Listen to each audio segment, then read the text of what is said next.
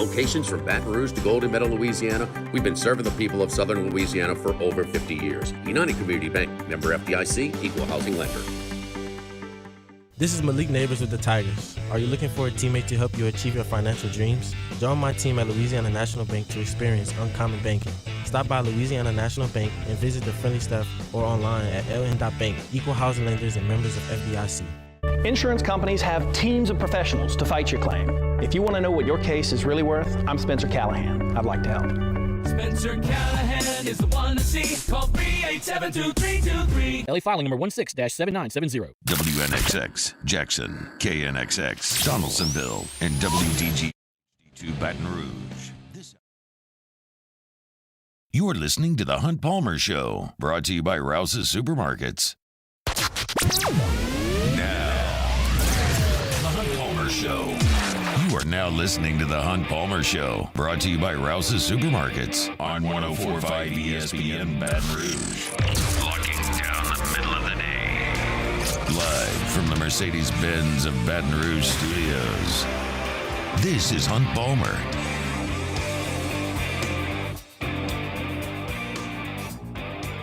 Welcome in. Hunt Palmer coming to you from the Mercedes-Benz Baton Rouge studio downtown in the capital city on this Thursday. That means our show brought to you by our good friends at Rouse's, and we are loaded for the next 2 hours. Got Casey Gaines and Jacob Beck back there on the ones and twos. Luke Johnson at 1:15 talking about the black and gold. Best win and worst loss on the board in college football and the NFL at the end of hour number one. Brian Haydad, Super Talk Mississippi, and the Thunder and Lightning podcast, which is a Mississippi State-centric podcast. He's going to join us at 2 o'clock, talk about the Dogs and the Tigers. And Mike Kay from the Charlotte Observer is going to join us coming up at 2:30 to talk about the Carolina Panthers, who the Saints will see on Monday night in Charlotte. So a lot to get to. Notice I didn't talk a lot about LSU there. I'm going to do that here. So we'll get into it here.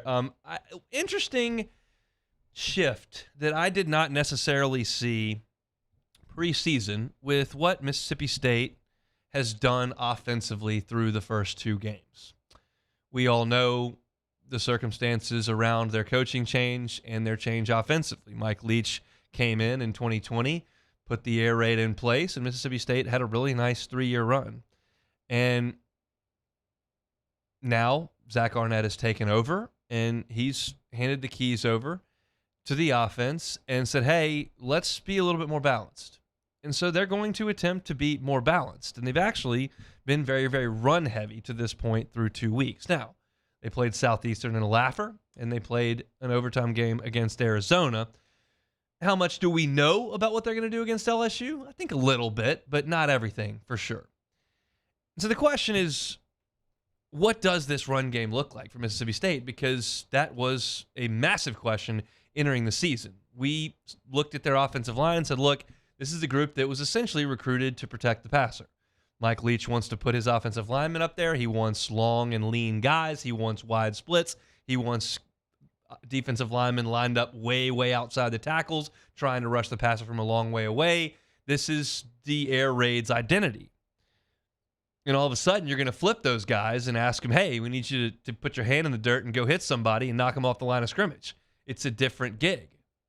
So how well will they be able to do it? Well, they've done it pretty well through 2 games. Now, I spent all of last week telling you that whatever LSU does against Grambling on the field isn't going to mean a whole lot to me. And what Mississippi State does against Southeastern Louisiana doesn't mean a lot to me. However, Arizona, although not a powerhouse, does have Power 5 D1 FBS scholarship players on their line. And Mississippi State ran the ball well in that game. Now, you look up front at this state line, left tackle Quatravius Johnson, 6'7", 330. That's a big boy left tackle. That's standard size. Left guard Nick Jones, 6'3", 300. A little lean to be an offensive guard in SEC play. Cole Smith is a center. We're familiar with him. Spent some time in Baton Rouge. 6'3", 305. Pretty standard size for a center. Not big. Certainly not big or small. Pretty standard size. Steven Lasonga is the right guard, 6'4", 320. That's pretty standard size for an offensive guard in the SEC. A tad on the light side, but not super light. And then 6'5", 315 Cameron Jones at right tackle, which is fairly standard size. It's not a remarkably small offensive line. It's not a bunch of 6'6", 290 guys. That may be what Mike Leach put out there at Texas Tech or Washington State, but they're not grossly undersized. They're a little small at guard, but not 280 again. 300 and 320 at guard, that's pretty par for the course. What they are is old. Johnson, the left tackle, fifth-year player. Jones, the left guard, fourth-year player. Smith, the center, fifth-year player. Lasonga, right guard, fifth-year player. Cameron Jones, right tackle, fifth-year player. They got 4 fifth-year guys and a senior on their offensive front. That's what's coming towards LSU in an attempt to run the football. And LSU is really old. On the defensive front, Obi Akufo is on his third team. He's a fifth-year player. Mekhi Wingo, third-year player. Mason Smith, third-year player. Braden Swinson, third-year player. Tank Guillory, fourth-year player. Jordan Jefferson is an upperclassman. So it's a battle of very, very old groups at the point of attack. I know that LSU has not stopped the run well. There's actually a stat that they're worst in the country in first half rushing yards allowed. That's a little hard for me to believe, but you look at what Grambling did, and Chance Williams did have 76 yards in the first quarter on Saturday night. He added 30 more in the second quarter, so he did go over 100 yards in the first half. That's bad. I don't have any other way to say it, but that's bad. It wasn't as if Benson from Florida State went nuts. In the first quarter, he had 1 carry for 12 yards. In the second quarter, he had 4 carries for 6 yards. He had 18 yards in the first half. So I'm surprised that LSU is that bad in terms of first half running statistics, and I guess Grambling did that to him. But I still sit here after 2 weeks of watching LSU play with my knowledge of what these guys are up front. I know what Mekhi Wingo is. I feel like I've got a pretty good handle on the two ends, Akufo and Agofu. I think it's Agofu. That's really bad that I don't know that at this point. They've been playing for 3 weeks. Braden Swinson, I feel like I know what I've got there. You had Guillory and Jefferson as depth pieces that I think are quality players. And then you look at LSU's linebackers, Perkins. If Spates plays, we'll see Penn get into the Weeks brothers. It's a lot of old dudes. And I think LSU should be able to stand up to this rushing attack. If Mississippi State comes out and runs it 32 times for $189, it will surprise me. It'll surprise me. I sat here 2 weeks ago and I said, if Florida State comes out and lights it up to be there, that's not going to shock me. It didn't at all. If Mississippi State is able to move LSU around in the run game, that will surprise me on Saturday morning. Now you're looking at an experienced running back in Woody Marks. Marks is going to set the Mississippi State record for receptions on Saturday. Needs 2. I think that's probably doable. And he's a running back. So you understand what his role's been since he stepped foot in Sarkville. But he's done a good job in the ground game. I don't, however, think he's Anthony Dixon.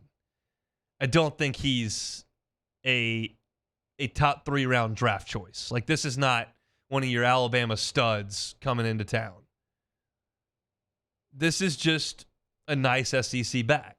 And there's a reason why I was high on Mississippi State entering the season. It's their age, it's their quarterback, and that I thought that Woody Marks would be pretty good in this role. But I wouldn't sit here and tell you as an LSU fan that I'm like terrified of Woody Marks. I think he's just a nice back. He's going to get what's blocked. Is he going to run away from everybody? Probably not. Is he going to truck a linebacker in the hole for an extra 7? Probably not. He's got shifty feet. He can make a guy miss, certainly one-on-one, and has done that in the past game the last couple of years. But I don't think Woody Marks is the guy that you're concerned with for LSU.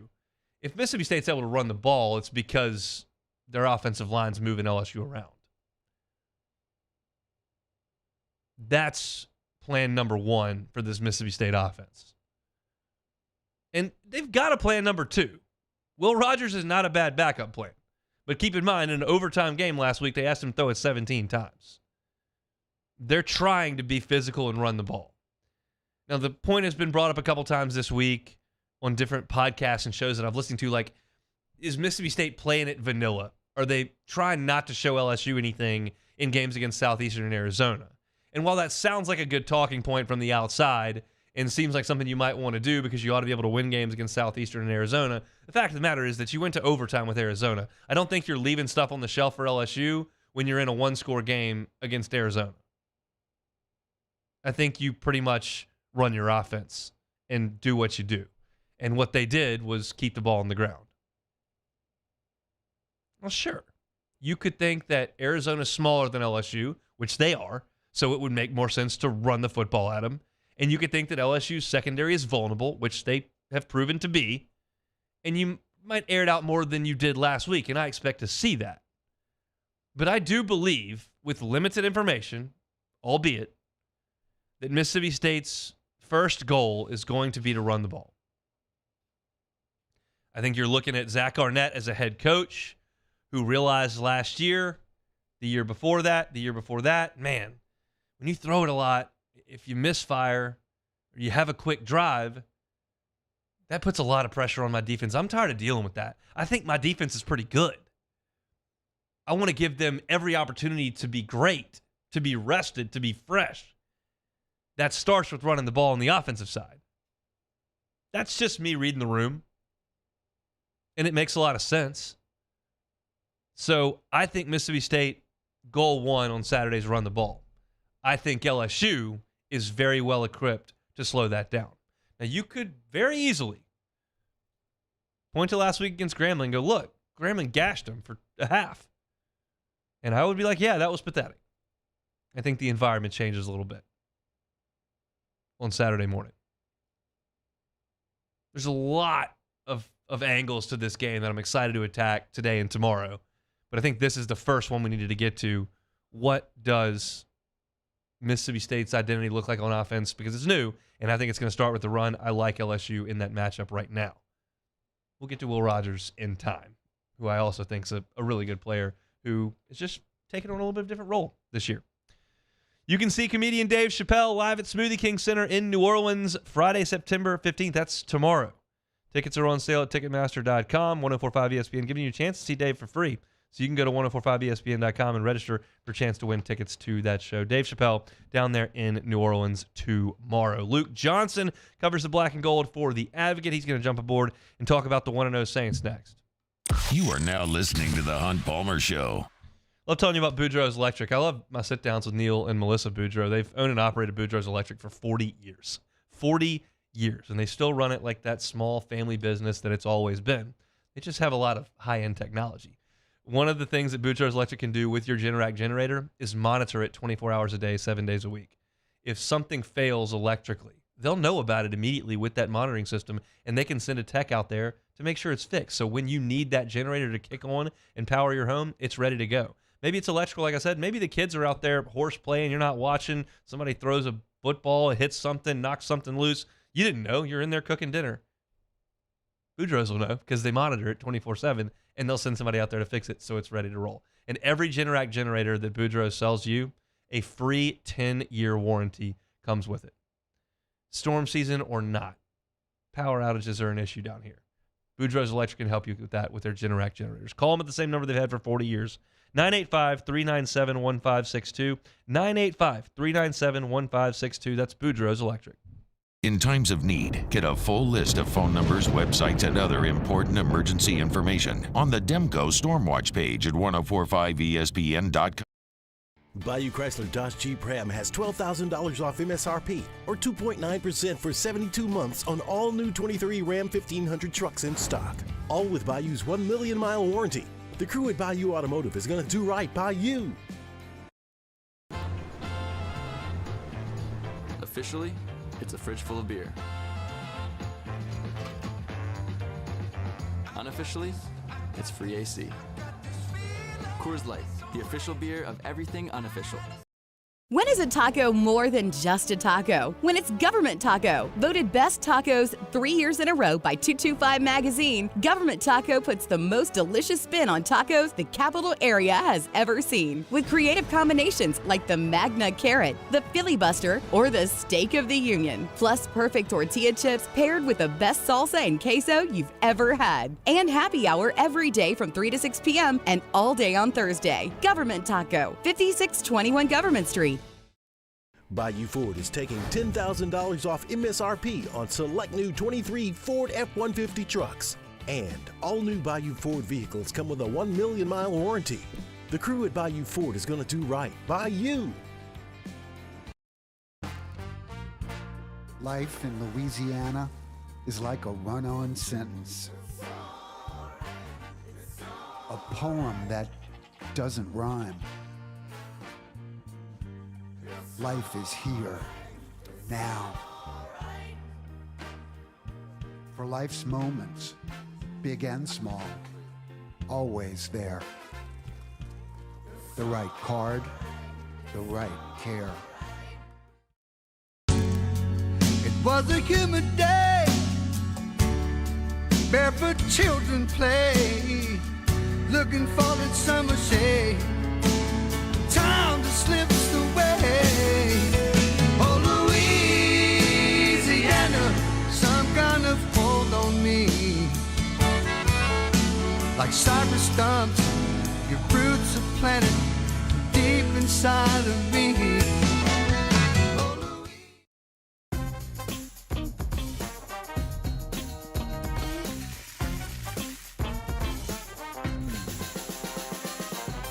The best kept secret in town is out. Discover Tallulah at the Renaissance Hotel on Bluebonnet. Would a couple that just came from a couples massage have any use for the massage seats of the Infiniti QX60? Yes, it appears they would. With driver and passenger massage seats, mute all your notifications and feel infinitely you. Matt Moscona inviting you to join us for Thursday's AFR, presented by the Aesthetic Medicine and Anti-Aging Clinics of Louisiana. Ryan Clark, Mike Triplett, our Fantasy Blitz. We'll check in on the Mississippi State Bulldogs. Ton to do. Join us 3 to 6, 104.5 ESPN Baton Rouge.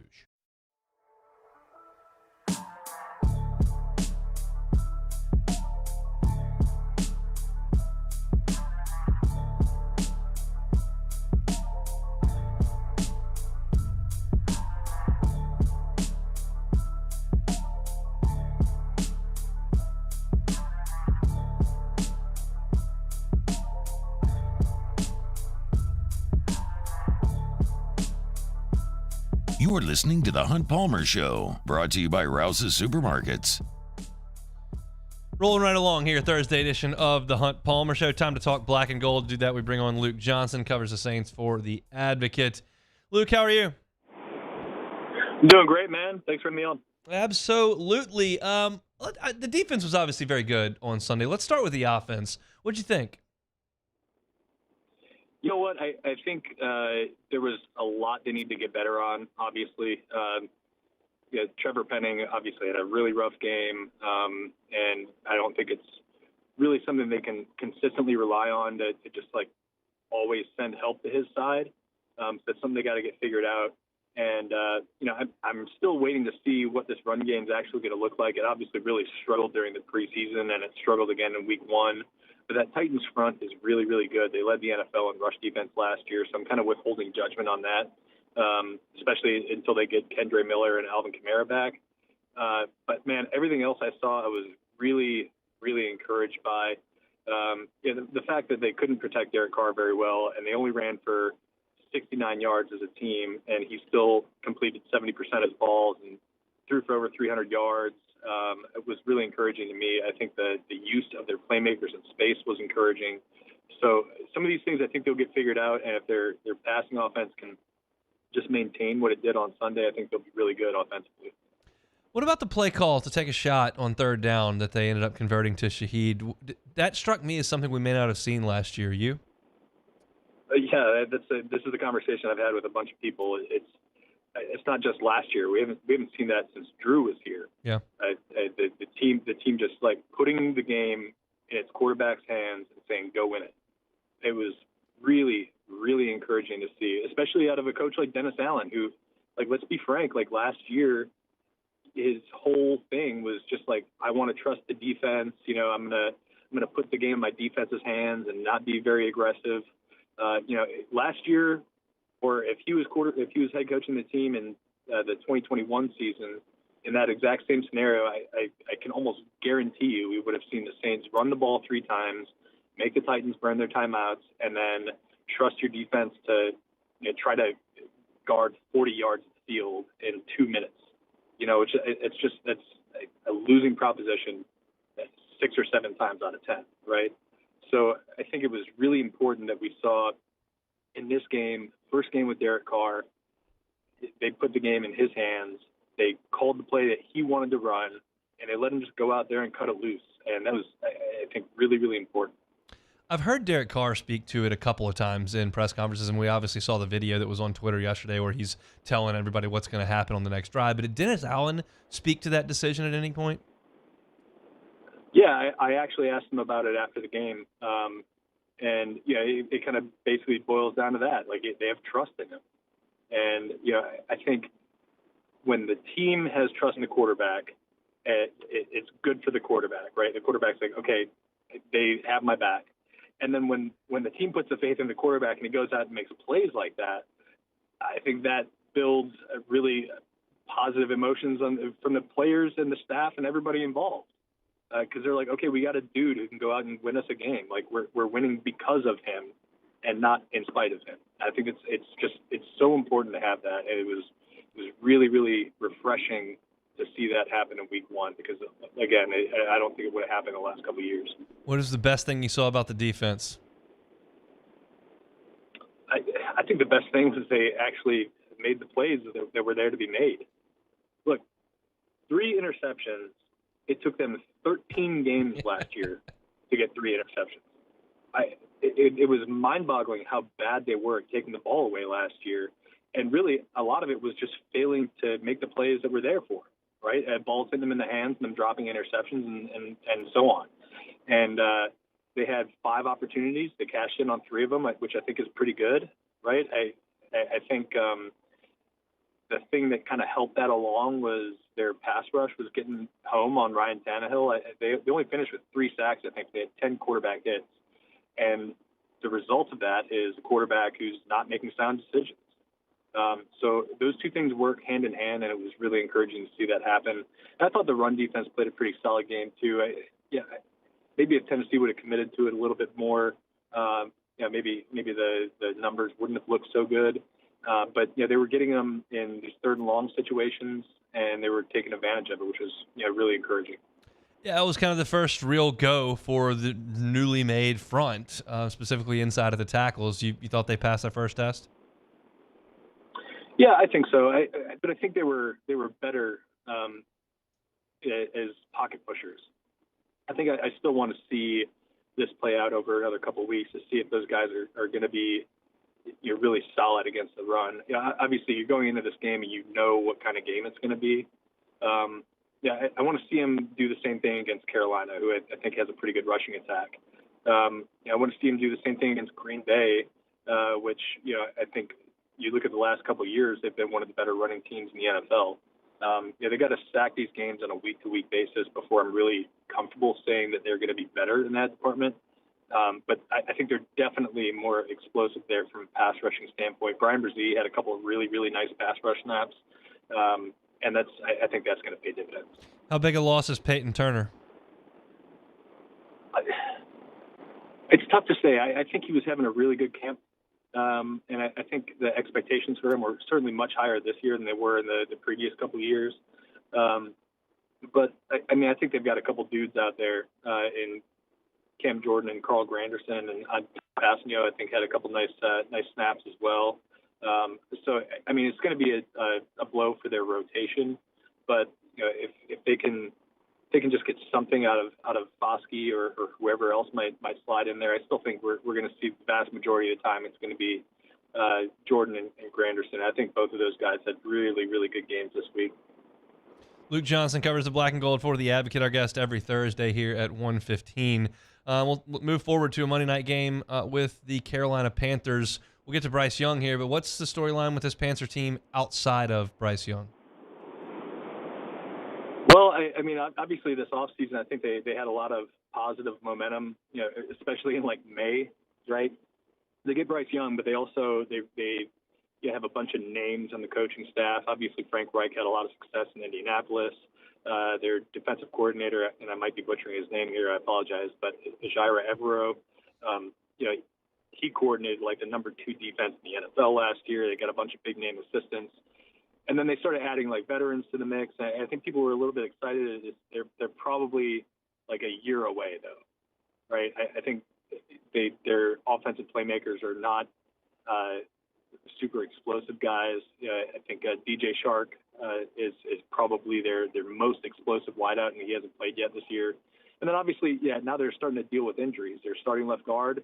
I think they put on IR the other day. J.C. Horn isn't going to play in this game. So their depth is tested. I don't think they have enough juice offensively to really compete with the Saints. But I say that, and we talk about the last 2 years. They go into Carolina and just get their butts absolutely handed to them 2 years in a row. So I think we got to be careful of looking at this like marking down a win in 10. What do you think Dennis Allen's thinking about a rookie quarterback in his second start, first one at home? I think they're going to throw a lot of stuff his way. You look at what this team has done against rookie quarterbacks under Dennis Allen as defensive coordinator, and they've had a lot of success. That's including against guys who are big-time prospects. I think you look back at some of these performances, and really the only guys who really got them as rookie quarterbacks were Justin Herbert, who I think was making like his second career start when he came into the Superdome and threw for about 4,000 yards against them. And then Jalen Hurts actually made his first career start against the Saints, and that was the game he ran for like a $120 and added like 230 in the air, and really was his coming out party. Outside of that, they've been really solid against these rookie quarterbacks. I think it's because they try to make the picture really murky for them. They're going to send a lot of different pressure packages at them, and their strength of defense is still in those boundaries in the corners. It just makes life really, really hard on those rookie quarterbacks. How do you think it goes on Monday night? I'm tentatively thinking that I feel pretty good about this, just because of the way the Saints offense has kind of evolved with Derek Carr. You look at what they did with Chris Olave. They were moving him all over the field and really hitting him in a bunch of different ways. I think they were more creative this year offensively, and their defense showed me that they haven't really taken a huge step off from last year, so I feel pretty good about the Saints. But they got to show me they can actually win in Carolina, because it's been a house of horrors the last 2 years. It has been. Safe travels up there. We'll talk next week. Sounds good, man. That is Luke Johnson with the Advocate. Saints beat writer, always does an awesome job with the black and gold. We'll get the Panthers side of things about 1 hour from now when we chat with Mike Kay from the Charlotte Observer. He covers Carolina. I heard the host of Locked On Panthers with Matt yesterday. There's some interesting things. Panthers are an interesting team right now because, yes, they had the number 1 overall pick, but it wasn't because they won 2 games. They won 7 games last year, including 2 against the Saints. They went out and spent some money in free agency and added a new quarterback. Obviously, in his first year, he turned the ball over a couple times in week 1, but it probably doesn't feel exactly like your general team that just had the number 1 overall pick. And it is a game the Saints need to go win. It's a division game. It is on the road, but you need to go win that game. Your roster's better, your quarterback's better, and you're healthier. So I feel like the Saints need to go win on Monday. We'll certainly talk about this game coming up on Monday, but we'll do so again with Mike Kay at 2:30 this afternoon. Speaking of opposing media views, Brian Haydad from Super Talk Mississippi, who is a Mississippi State guy, host of the Thunder and Lightning podcast with Robbie Falk. He'll be with us in half an hour at straight up 2 o'clock talking about the Bulldogs. We'll transition back to LSU and Mississippi State. When we come back, it is a Thursday edition of the Hunt Palmer Show. The NFL season is here, and now's the time to get incredible offers from FanDuel, America's #1 sportsbook. Right now, new customers can bet $5 and get $200 in bonus bets guaranteed. Plus, all customers who bet $5 will get $100 off NFL Sunday Ticket from YouTube and YouTube TV. Now's the best time to join FanDuel. The app's easy to use, and you can bet on everything from spreads to player props and more. Visit FanDuel.com/1045ESPN and kick off the NFL season with an offer you won't want to miss. FanDuel, official partner of the NFL. Must be 21 and present in Louisiana. First online real money wager only. $10 first deposit required. Bonus issued as a non-withdrawable bonus bet that expires 7 days after receipt. Restrictions apply. See terms at FanDuel.com/sportsbook. If you or someone you know has a gambling problem and wants help, call 1-877-770-STOP. NFL Sunday Ticket offer ends 9/18/23. No refunds. Terms and embargoes apply. $100 off NFL Sunday Ticket, not YouTube TV. YouTube TV base plan required to watch YouTube TV. Redemption requires a Google account and current form of payment. Commercial use excluded. Subscription renews. Cancel anytime. Hotline at 499-1045. Keep listening for your next chance to shoot us your thoughts with the jimsfirearms.net hotline on 1045 ESPN Baton Rouge. Follow us on Twitter at 1045ESPN to cast your vote in the Citizens Bank and Trust Poll of the Day. Vote daily inside Off the Bench, live at lunch, Hunt Palmer. And after further review, Citizens Bank and Trust brings you the Poll of the Day via Twitter at 1045ESPN.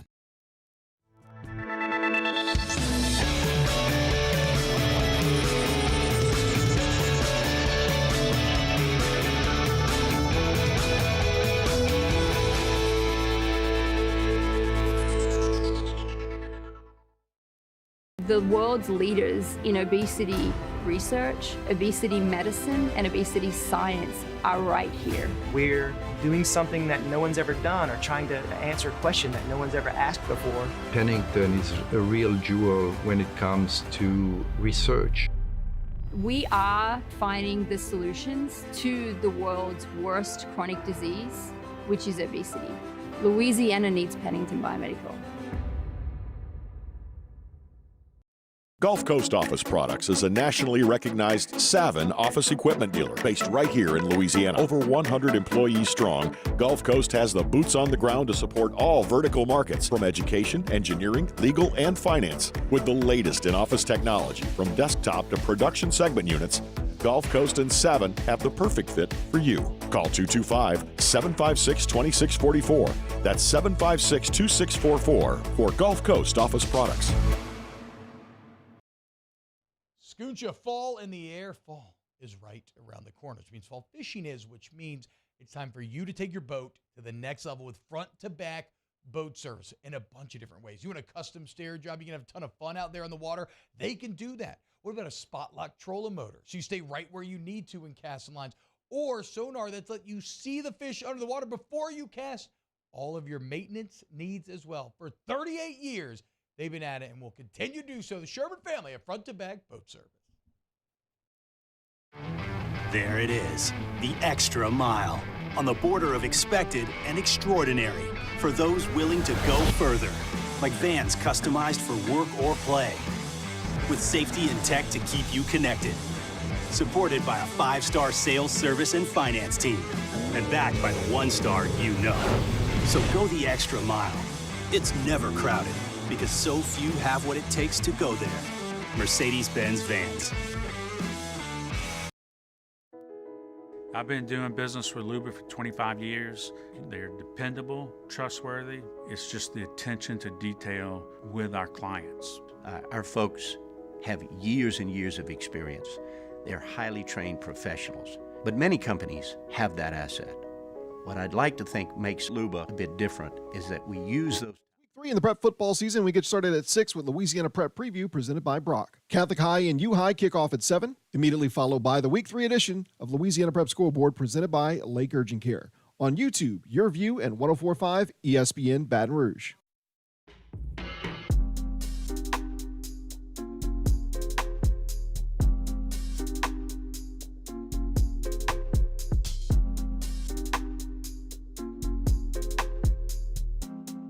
This is the Hunt Palmer Show, brought to you by Rouse's Supermarkets. Let's transition back to LSU and Mississippi State here. Tigers and Bulldogs at 11 a.m. from Starkville on Saturday morning. I think we can all agree that LSU's offense has to play better than it did against Florida State. That goes without saying. Yes, they rolled up a lot of yards in the first half. They hit a great play out of the backfield to start the game. I'm not going to take that away. They had a nice run down the sideline right before the half on a long third down. That was a nice play, but they did move the ball in the first half and quite frankly should have scored at the very least 20 points. They scored 17. You could argue they should have scored 27. That would have been if everything goes perfectly, sure. But they did move the ball offensively. In the second half, they did not do enough offensively. In the big picture, they did not run the ball nearly well enough. We know that, and that's got to improve. I still believe this LSU team will be at its best when the passing game is at its best. I don't think LSU is going to have the dudes to run the ball physically down teams' throats week in and week out. There may be a game here or there where your matchup is good and the scheme's good and things are clicking and Jaden's running and you've got a running back who's a hot hand. I'm not ruling that out. I don't think they're going to be a terrible running team all year, but I think they're going to be at their best when their passing game is at their best because I trust Malik Neighbors and Brian Thomas and the guys behind them with, Lacey needs to be better catching the ball. Anderson needs to show a little bit more explosiveness. But I think that in Mason Taylor, when he comes back, certainly is a key factor here. That's where the most explosive part of this offense is going to be. And Malik Neighbors met with the media yesterday and talked about how things have improved over the last 2 weeks. After last game, we got pretty back on track, with the Qs, with the receivers, less drops than we had in Florida State, getting our route depth, being on time with the quarterback. So this game, we going into SEC play. So after today's practice, we just focus on getting better every day. I really thought they would come out a little bit more crisply against Florida State and be in sync a little bit more. I'm not going to totally fault Malik for falling down on the interception that Jaden threw. And maybe the game's different if he doesn't fall down, unless he goes down and scores, and it's a different game, but he did fall down. And they haven't been able, or they weren't able against Florida State to hit anything down the field. Poor throws, poor routes, poor blocking, whatever the case may be, they just weren't able to get the ball down the field. And Neighbors talked about kind of being more in sync with Jaden Daniels. Just after working out, with him in practice, it takes time to get on point. Like during the game, we worked on it in summer, but when you're out there against like a defense like that we play, it's focused on getting that timing well, coming up in the morning, just getting on the same page. So after today's practice, everything was on point. So I'm glad to see that he's working on progress and getting that together. One of the names I did not mention there when I talked about Malik, talked about Brian Thomas, mentioned Kyron Lacey, Aaron Anderson, mentioned Mason Taylor. One of the names I didn't mention there was Chris Hilton. And I did talk about him on Monday, said I was happy for Chris to get that big play early in the game against Grambling to showcase that speed. And that is a dimension that he absolutely adds. I think if you went into a foot race in terms of the wide receivers, you'd have Jaylen Brown, you'd have Chris Hilton. Malik's faster than I thought based on that end around in the bowl game. But I do think that Chris Hilton and Jaylen Brown are the fastest two wide receivers. I don't expect Jaylen Brown to play very much, which to me means that Chris Hilton is the most explosive speed guy that they've got in this group. I don't know exactly where he fits in. I don't know how well Chris Hilton runs over routes. I don't know how well he runs digs, and I don't know how great his hands are at contested catches. We haven't seen very much of Chris Hilton through 2 years because he's been hurt for a lot of the 2 years. So, again, I'm not speaking out of firsthand knowledge here. I'm just speaking on a hope that 3 years into his college career with speed like that he could be a playmaker for this team in time. And Malik Neighbors talked about his wide receiver that came in his class, Chris Hilton.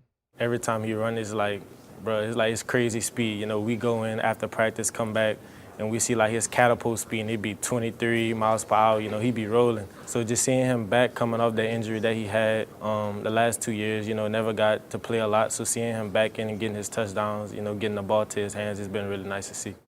Look, I beat the drum for Aaron Anderson in August. No two ways about it. I did it weekly. Absolutely. I loved the way that Aaron Anderson looked in camp. I thought he did a real job working in the slot, making nickel guys have some issues. And maybe that's still in there. I'm not a talent evaluator. It's just what I saw. But if he's not explosive, because he didn't look super explosive on the kickoff returns against Florida State, and maybe there's not that gear coming off the injury that he once had, and that Chris Hilton has it, let's try some of those plays with him. We saw a jet sweep with Aaron Anderson against Grambling. Let's see what Chris Hilton can do with that. I'm fine putting him out on the edge and just running the go route and seeing if he can't blow by somebody. Like that's something that is an unknown with this offense. I know what Malik Neighbors is. I know what Mason Taylor is. I don't have to question Brian Thomas or even Jaden Daniels. Like, I know what those guys can be. I've seen them at their best. I've seen Jaden Daniels against Ole Miss in Florida be spectacular. I've seen him move the ball in Alabama. I've seen Malik Neighbors have massive games against big-time opponents. I've seen him go up over the top against Alabama and make a high-point catch down the sideline and have a 1,000-yard season. I've seen Brian Thomas in the swamp go up and high-point a football for a touchdown on a deep ball. I know what kind of body control and range he's got. I don't know as much about Chris Hilton.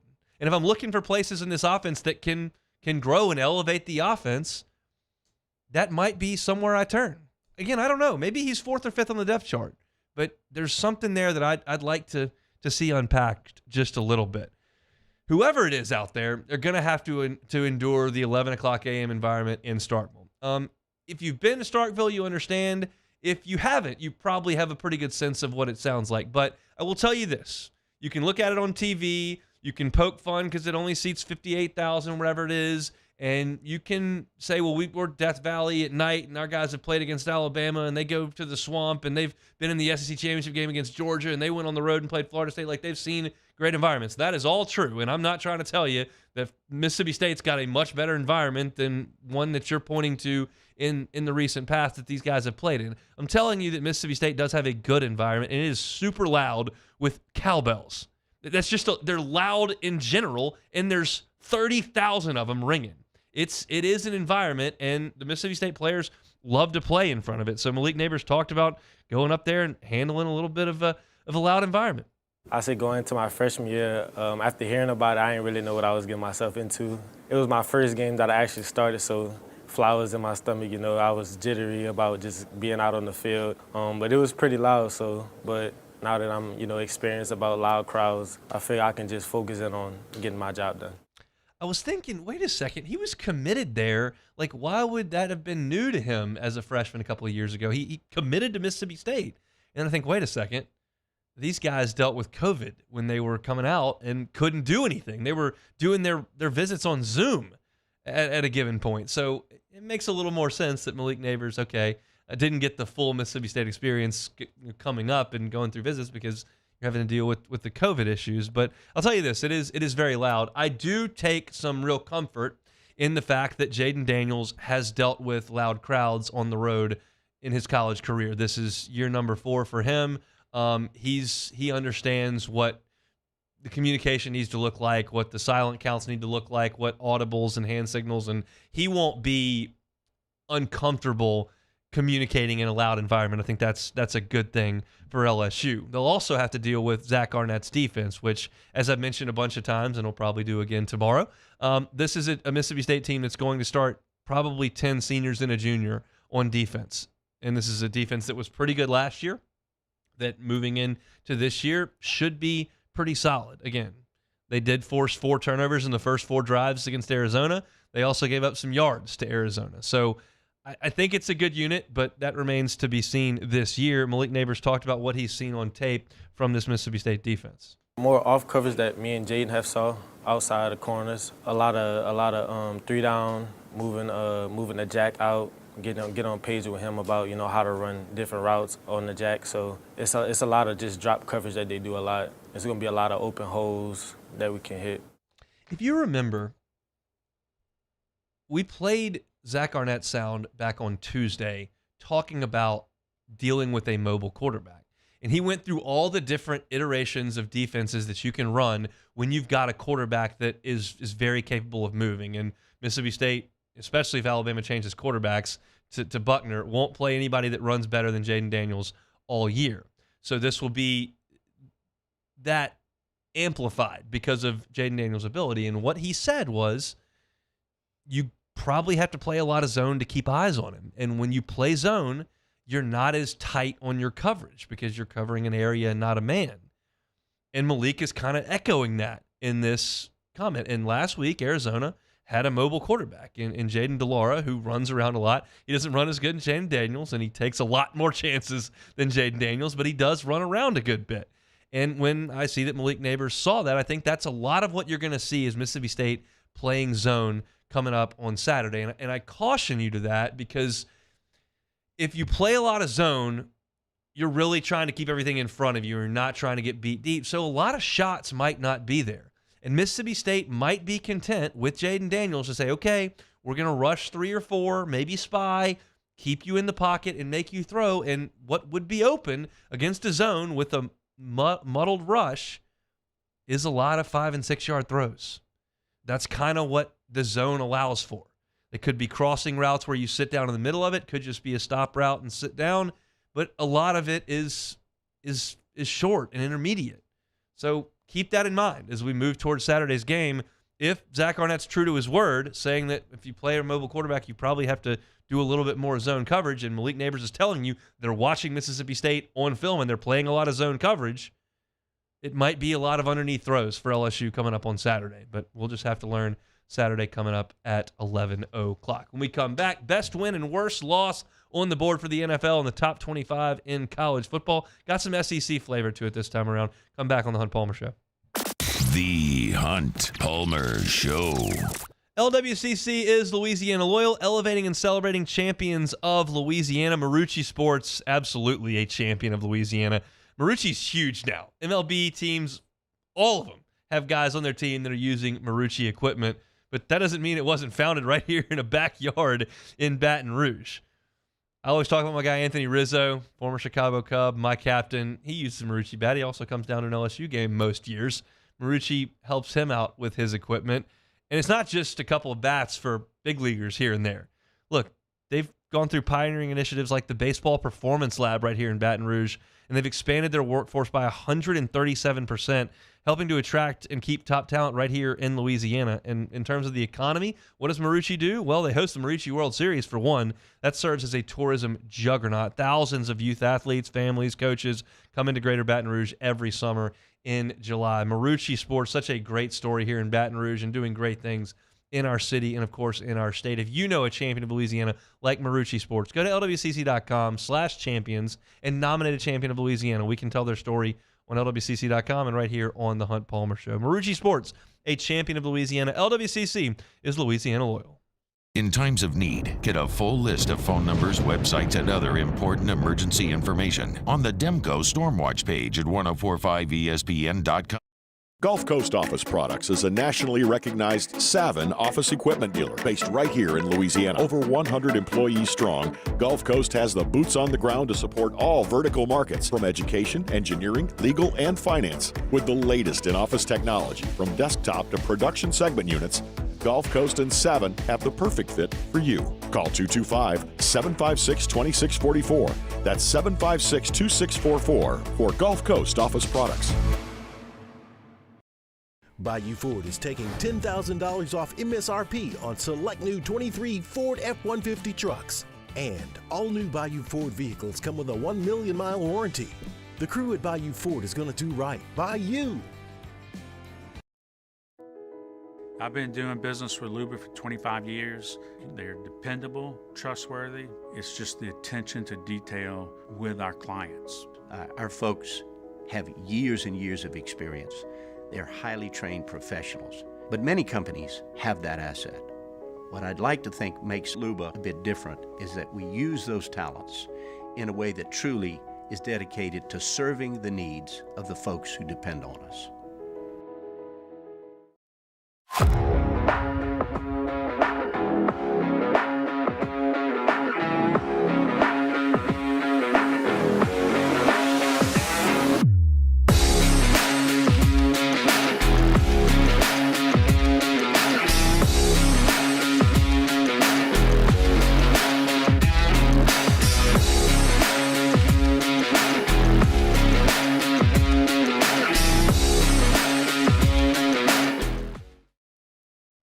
Scooncha, fall in the air. Fall is right around the corner, which means fall fishing is, which means it's time for you to take your boat to the next level with front-to-back boat service in a bunch of different ways. You want a custom stair job, you can have a ton of fun out there on the water, they can do that. What about a spot lock trolling motor? So you stay right where you need to in casting lines, or sonar that's let you see the fish under the water before you cast.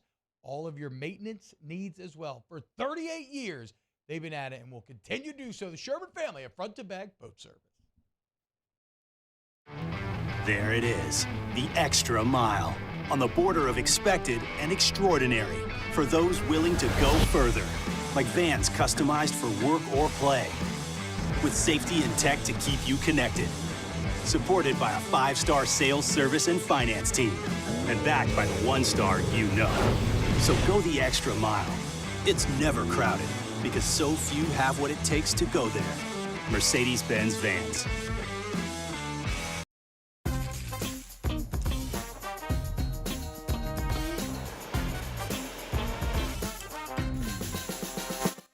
For a Football Friday on Off the Bench as we give our final thoughts on LSU versus Mississippi State. We'll also look ahead to the rest of the Week 3 slate in college football and a Week 2 slate in the NFL, including Saints-Panthers. Off the Bench, 7 to 10 a.m., 104.5 ESPN Baton Rouge.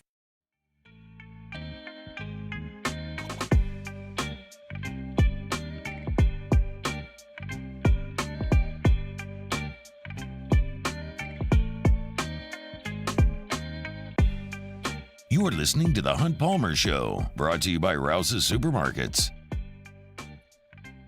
Love our friends over at Rouse's bringing you our Thursday shows. Download that Rouse's app. Makes shopping so easy. Sometimes just can't find the time to go to the grocery store. I love shopping in Rouse's personally, but if you don't have time, download the Rouse's app. Do your shopping mobily right there. Set a pickup time. Let your personal shopper go in there, do your grocery shopping. You just drive up to the front, they bring it out. And if you spend $35, which isn't tough to do, you don't pay a cent more than you would inside the store. And if you spend over $100 at Rouse's, you can use that promo code Saints20 and you'll get $20 off. So if you're getting some folks over to watch the Tigers, watch the Saints on Monday night, want the goods, Rouse's has got them. Just download that Rouse's app and do your shopping. T-Ball will be out at Rouse's tomorrow from 3 to 5, Burbank and Lee location. Always enjoy our Fridays out there at Rouse's. And thanks to Rouse's for bringing you our Thursday shows. Best win and worst loss on the board. We'll start in college football. Always in the top 25 and always reasonable. I'm not going to tell you the worst loss on the board would be some college football team that's favored by 51.5, okay? Yeah, it would have been a nice win for Grambling last week. I'm not going to put that one on the list, okay? I think the best win in the top 25 games might be Missouri over Kansas State. Missouri was embarrassed by Kansas State last year, and Kansas State's a better team. They're ranked 15th in the country. Eli Drinkwitz, by my estimation, has really not gotten any traction in Columbia. They gave him a contract extension last year. I don't know why. They don't beat anybody. Nice job losing to Georgia last year, I guess. So that was maybe your marquee win, was a loss to Georgia. I think this is not a marquee win, but certainly gets you off to a good start. They're 2-0 against no competition. Got Kansas State in this game on Saturday. I think that would be maybe the best win on the board, Missouri beating Kansas State. You might look at me, well, what if Billy Napier beat Tennessee? Like, that'd be a really good win. I do think that would be a really good win. I've just got it on the other side. Tennessee had lost 15 of 16 to Florida before last year. And they got it done in Neyland and beat them. You feel like you've passed Florida, right? Last year, Tennessee was in the top 5 in the country for a sizable portion of the year. Had a Heisman Trophy guy, quarterback. They're recruiting very well. They're in the top 25, in the top 10, as it were. Florida looks like they've fallen on hard times. Like, Tennessee has passed Florida. Don't fall backwards. Don't go down to the swamp as a touchdown favorite and throw up all over yourself against Graham Mertz. That would be such a brutal loss for Tennessee. It'd be more of the same old, same old. People be saying, oh, it was just Hendon Hooker. Oh, it was just Dalen Hallett. That's a little bit what I was saying back in August. Tennessee is better than Florida. They have championship aspirations. They have SEC East aspirations. You got to go beat Florida. They're not that good. That would be a terrible, terrible loss if the Vols went to the swamp and couldn't get it done. So best win for me in the top 25, Missouri over Kansas State. Worst loss would be the Vols losing to the Gators down in the swamp. In the NFL, to me, the best win would be the Jaguars beating the Chiefs. We know that the Jags played the Chiefs very tough in the playoffs last year. We know the Chiefs played last week without Chris Jones, didn't get it done. He's now signed a deal. We'll see what he looks like if he's out there playing. But Jacksonville fancies itself as a threat in the AFC. And if we know really anything, it's that the AFC is going to run through Kansas City one way or another. Bengals have found that out. They got through it a couple years ago. They didn't last year. Josh Allen pretty much knows that. The Jags know it too, and I think if they could get a win this weekend over the Chiefs to move to 2-0, That would be a really, really impressive win for that franchise and for Trevor Lawrence. So I think best win on the board in the NFL is the Jaguars over the Chiefs. Worst loss to me, certainly this would not be some shocking upset. But to me, the worst loss is if the Bengals were to fall to 0-2 with a home loss to the Ravens. Because the Ravens are 1-0. They would go to 2-0. You'd be 2 games behind them, and you'd be in trouble in the tiebreaker. This game is in Cincinnati. You want home playoff games? You want the easiest path possible to the Super Bowl? You need to win your division. The Bengals should really not go 0-2. They'll welcome the Ravens in coming up on Sunday, so I would have that as my worst loss if that were the case. Beck, where's your survivor pick? Oh, wait. You don't have a survivor pick because you lost in week 1. Do you have anything to say about that now with a little bit of time to breathe? I guess I should have seen it coming. Yeah, I mean, the Vikings defense is bad. They were bad last year.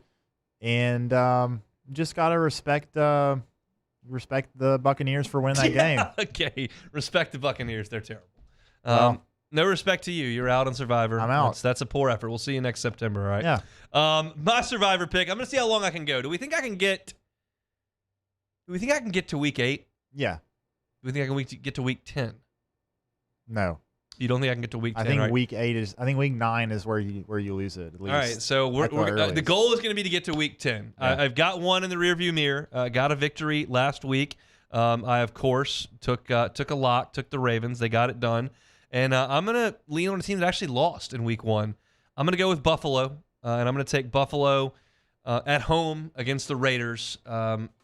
I think that's the pick this week. So we'll go with Buffalo in week 2. Hopefully we'll be talking about it again on Monday. So that's my thought on Survivor Week. It's hour 1 in the rearview mirror. Talk some LSU, Mississippi State. Talk with Luke Johnson on the Saints. When we come back, Brian Haydad from Super Talk Mississippi talking about the Mississippi State Bulldogs. Still got to hear from Michael Kay of the Charlotte Observer on the Panthers as well. Come back after Sports Center Thursday shows brought to you by Rouse's.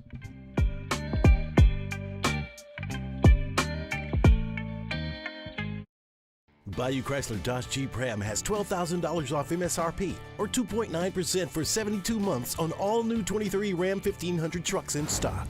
All with Bayou's 1 million mile warranty. The crew at Bayou Automotive is going to do right by you. Officially, it's a fridge full of beer. Unofficially, it's free AC. Coors Light, the official beer of everything unofficial. When is a taco more than just a taco? When it's Government Taco. Voted best tacos 3 years in a row by 225 Magazine, Government Taco puts the most delicious spin on tacos the capital area has ever seen. With creative combinations like the Magna Carrot, the Filibuster, or the Steak of the Union. Plus perfect tortilla chips paired with the best salsa and queso you've ever had. And happy hour every day from 3 to 6 p.m. and all day on Thursday. Government Taco, 5621 Government Street. The Windsor Senior Living Community in Mandeville, Louisiana is a beautiful, vibrant apartment community geared towards seniors. They are nestled right in the heart of Mandeville, where seniors live a more carefree lifestyle in spacious apartments with the peace of mind that comes from having a little extra help. Call the Windsor at 985-624-8040 to schedule a lunch and tour. Come see how the Windsor can be your passport to peace of mind. Gulf Coast Office Products is a nationally recognized Savin office equipment dealer based right here in Louisiana. Over 100 employees strong, Gulf Coast has the boots on the ground to support all vertical markets, from education, engineering, legal, and finance. With the latest in office technology, from desktop to production segment units, Gulf Coast and Savin have the perfect fit for you. Call 225-756-2644. That's 756-2644 for Gulf Coast Office Products. Dylan Cruz here to tell you about Six Rings Baseball and Softball Camp. If you live on the North Shore and play ball, go to Six Rings Camps with former LSU assistant coach Dan Canaveri. His knowledge is second to none, and your child will improve and have fun doing it. Camps were held at Coquille Park and Six Rings Academy in Covington with 4 sessions over the summer. Full day and morning only sessions are available from ages 7 to 13. Go to sixringsbaseball.com or call 985-206-9096. Learn the game to love the game. Would a couple that just came from a couples massage have any use for the massage seats of the Infiniti QX60? Yes, it appears they would. With driver and passenger massage seats, mute all your notifications and feel infinitely you.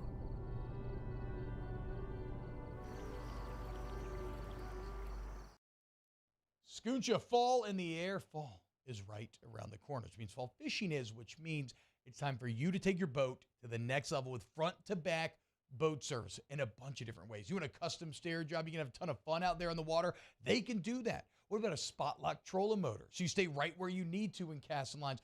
Or sonar that's let you see the fish under the water before you cast. All of your maintenance needs as well. For 38 years, they've been at it and will continue to do so. The Sherman family of front-to-back boat service. I've been doing business with Luba for 25 years. They're dependable, trustworthy. It's just the attention to detail with our clients. Our folks have years and years of experience. They're highly trained professionals. But many companies have that asset. What I'd like to think makes Luba a bit different is that we use those talents in a way that truly is dedicated to serving the needs of the folks who depend on us.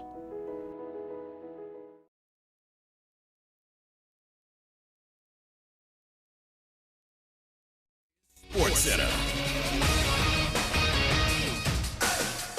I'm Doug Brown. Week 2 in the NFL kicks off tonight in Philadelphia with the Eagles hosting their home opener against the Vikings.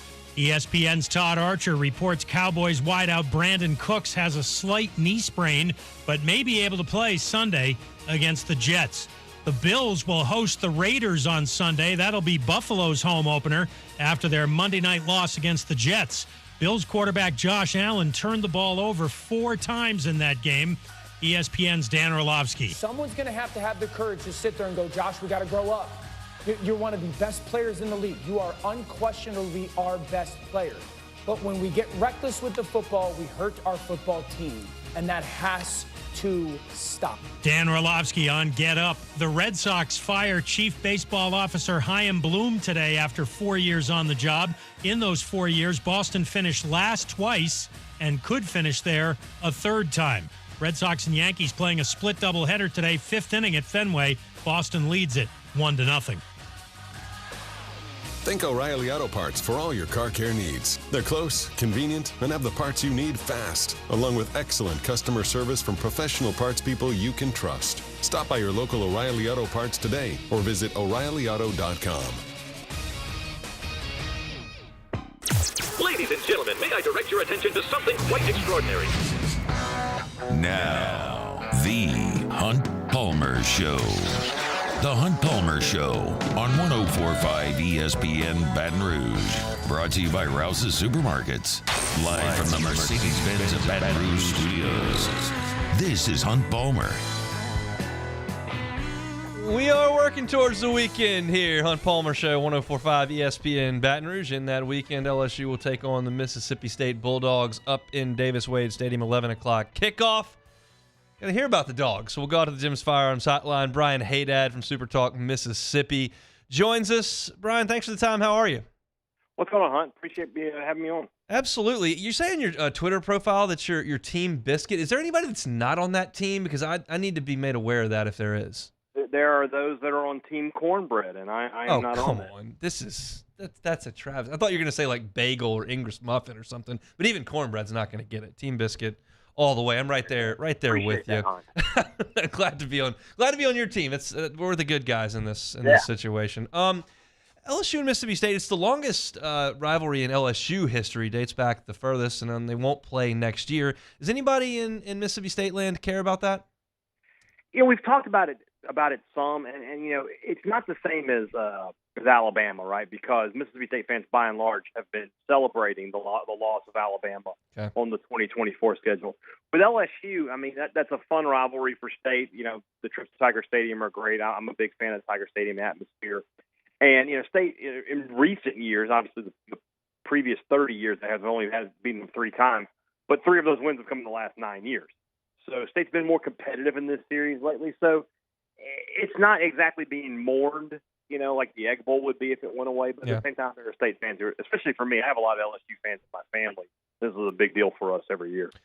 What's the vibe around this program right now? We understand the circumstances of last fall, but now Zach Arnett is the full-time head coach, 2-0. How do we feel about the program as a whole right now?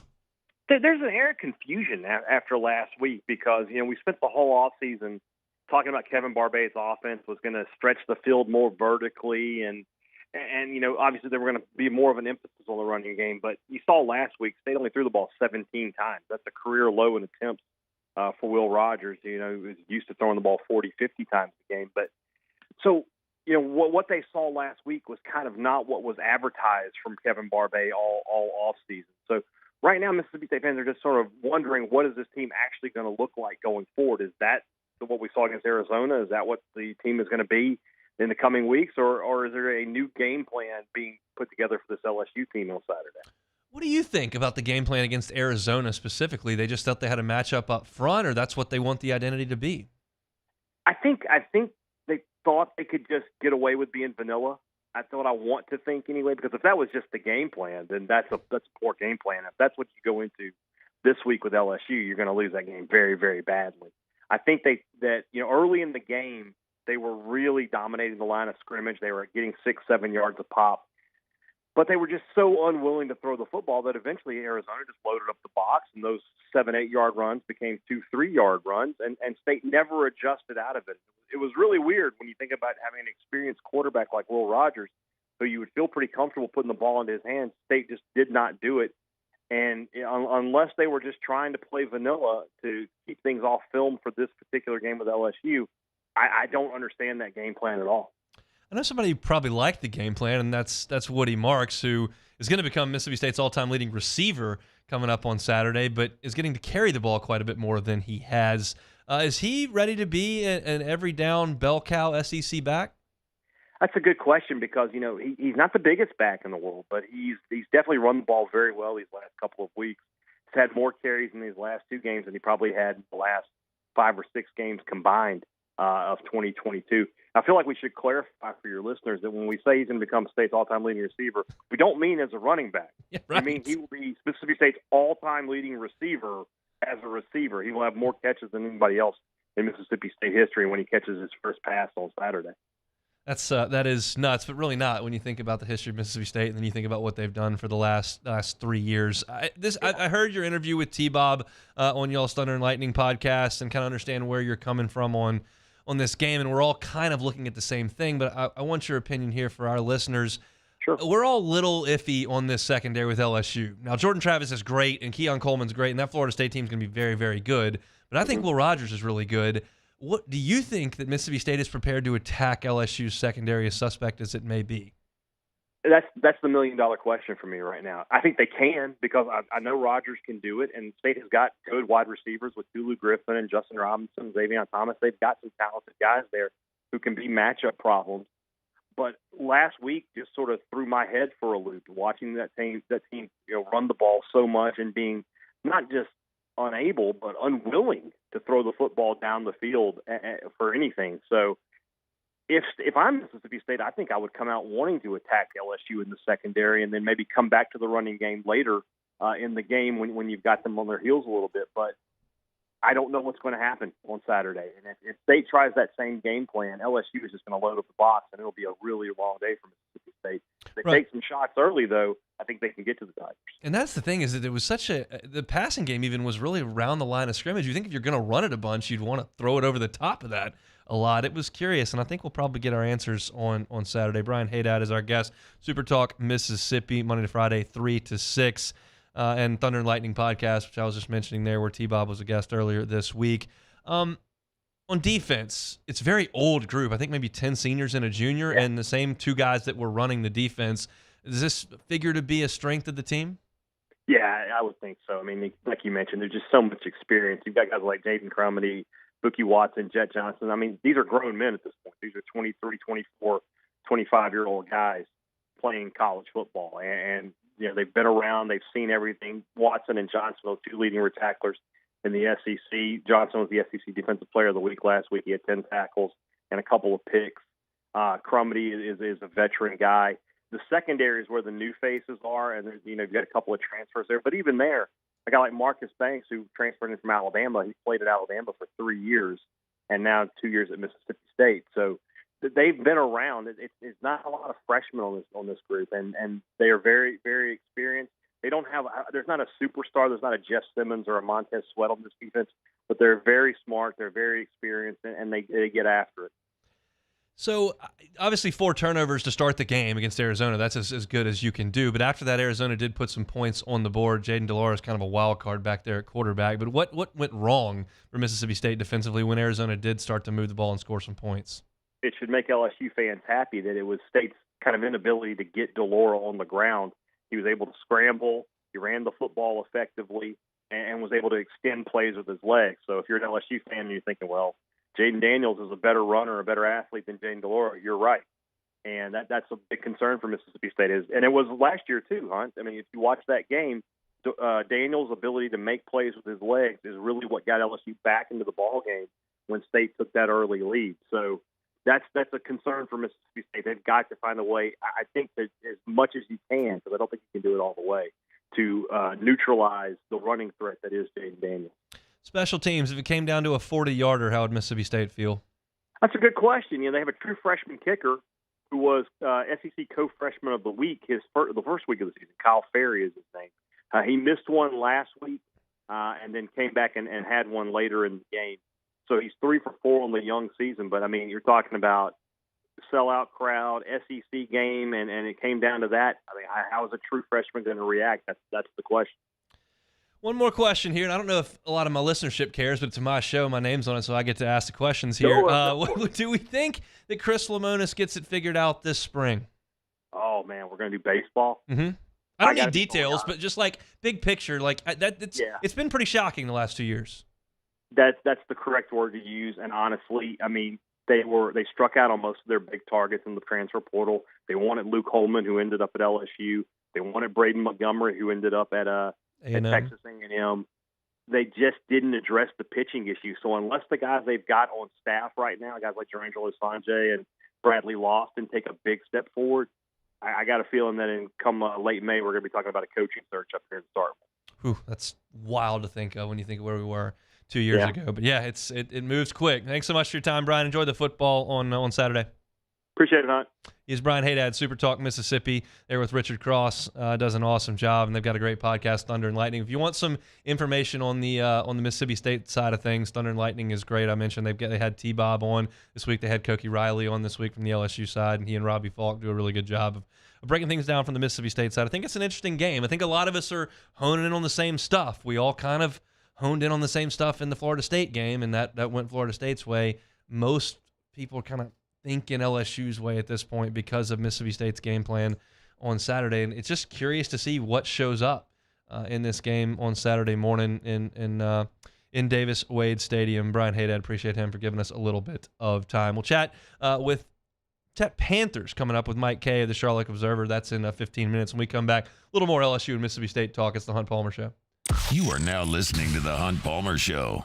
Ochsner Health and MD Anderson Cancer Center have partnered to create Ochsner MD Anderson Cancer Center in southeastern Louisiana. This collaboration is going to provide patients in our region with access to cancer treatments that are among the most advanced in the nation. That's just phenomenal news for those of us in this part of the world. Cancer affects everybody. We know that. And Ochsner and MD Anderson partnering together are doing what they can to fight it. They've got customized treatment plans, access to MD Anderson's protocols and practice standards, as well as their specialists and researchers. They're also going to give select clinical trials to eligible patients.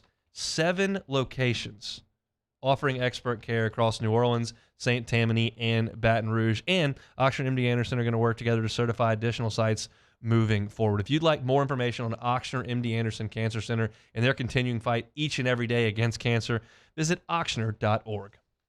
Our listeners fire off their opinions on the jimsfirearms.net hotline at 499-1045. Keep listening for your next chance to shoot us your thoughts with the jimsfirearms.net hotline on 1045 ESPN Baton Rouge.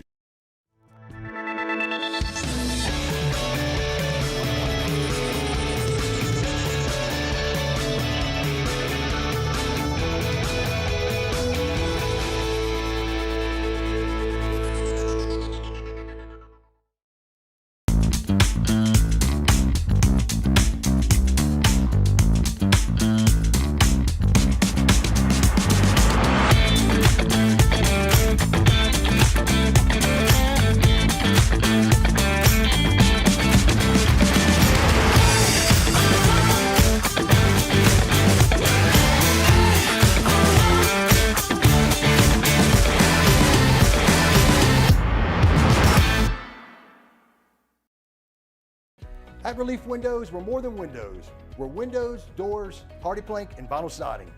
But our #1 product is always customer satisfaction. Visit us online at reliefwindows.com. Oh, by the way, we do shutters too. Make this summer your backyard party year with Chris's Specialty Foods. Wings, burgers, brisket, steak, and boudin, plus great Cajun side dishes. We do all the prep, and you enjoy laughing with friends and family. Chris's Specialty Foods, Millerville, New Orleans, Prairieville, and Frisco. Everybody loves Chris's authentic Cajun meat. Gulf Coast Office Products is a nationally recognized Savin office equipment dealer based right here in Louisiana. Over 100 employees strong, Gulf Coast has the boots on the ground to support all vertical markets, from education, engineering, legal, and finance. With the latest in office technology, from desktop to production segment units, Gulf Coast and Savin have the perfect fit for you. Call 225-756-2644. That's 756-2644 for Gulf Coast Office Products.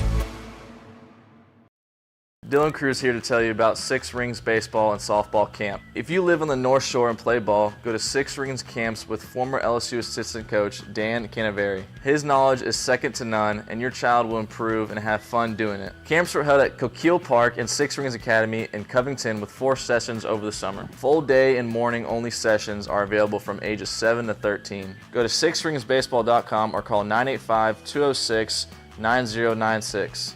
Learn the game to love the game. Would a couple that just came from a couples massage have any use for the massage seats of the Infiniti QX60? Yes, it appears they would. With driver and passenger massage seats, mute all your notifications and feel infinitely you. Sandro, join us for Lock of the Week Friday, presented by Tex Morris at Edward Jones Investments from Rufino's on Highland Road. We start the show at 10 o'clock, 3 straight hours of football. Live at lunch, 10 a.m. Fridays on 104.5 ESPN Baton Rouge.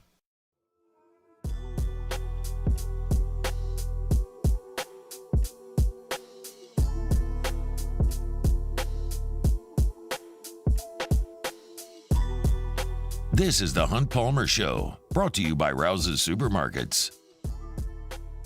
Appreciate the folks at Rouse's bringing you our Thursday shows. Download that Rouse's app.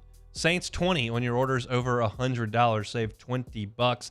You're getting ready for LSU game on Saturday morning. Maybe breakfast for the watch crew. They got you covered over there at Rouse's. Certainly on the evening side of things with the Saints on Monday Night Football, Rouse's got you covered there. It's Thursday, time to get your weekend groceries. Make Rouse's your stop. Appreciate them for bringing you our Thursday shows. Emory Jones met with the media yesterday. Wanted to hear a couple things, what he had to say. Obviously, coming in as a true freshman and playing right tackle as a starter is very, very rare. And it's probably even more rare to go out there and start your sophomore year there only to have a freshman come in and take some reps and move you down a spot into the right guard spot. But Emory Jones spoke about that, and he kind of enjoys playing a little bit of guard. It's actually been fun. Coach Davis always teaches us, across the board. So I kind of watch guys get coached every day, and I kind of know what to do. Got a general idea what to do and everything. So it's just been a fun transition. I'm showing my flexibility on the O-line, which I think is going to be a great thing in the future, and I've been having fun.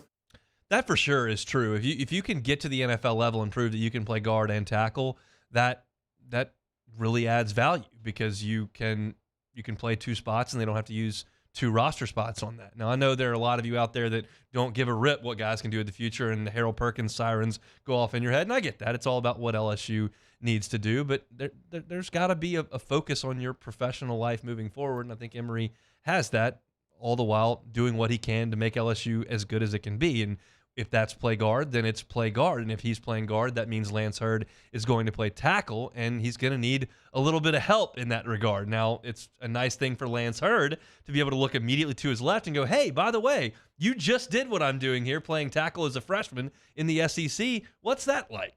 Coming in at tackle, I had a whole bunch of questions. Why is this like this? Or when this picture happens, what do I need to think? And I just been kind of trying to help him think the right way about things, like gap zone. You need to start with your eyes outside instead of inside, to assess the edge. So I've just been doing little things like that to kind of get his mind in the right spot. And I feel like he's been doing a great job at, picking up.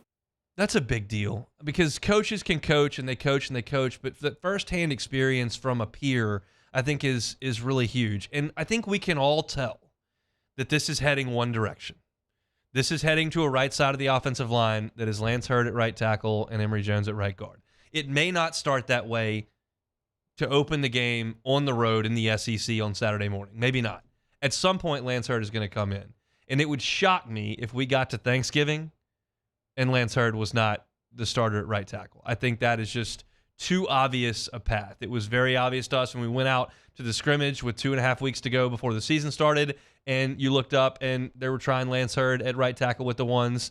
It's obvious when you hear Brian Kelly say after the first game that Lance Hurd's going to work with the ones, and then in the Grambling game he does work with the ones, and you've got Emory Jones talking about tutoring him with the ones. Like, this is coming. It's just a matter of how quickly they feel comfortable making that move, and there are a lot of variables there. It's communication, it's ability to block SEC edge rushers and live out there on an island. And look, Emory Jones did that last year as a freshman after the first game of the season. So for Lance Hurd to have that, I think, is invaluable in terms of mentorship.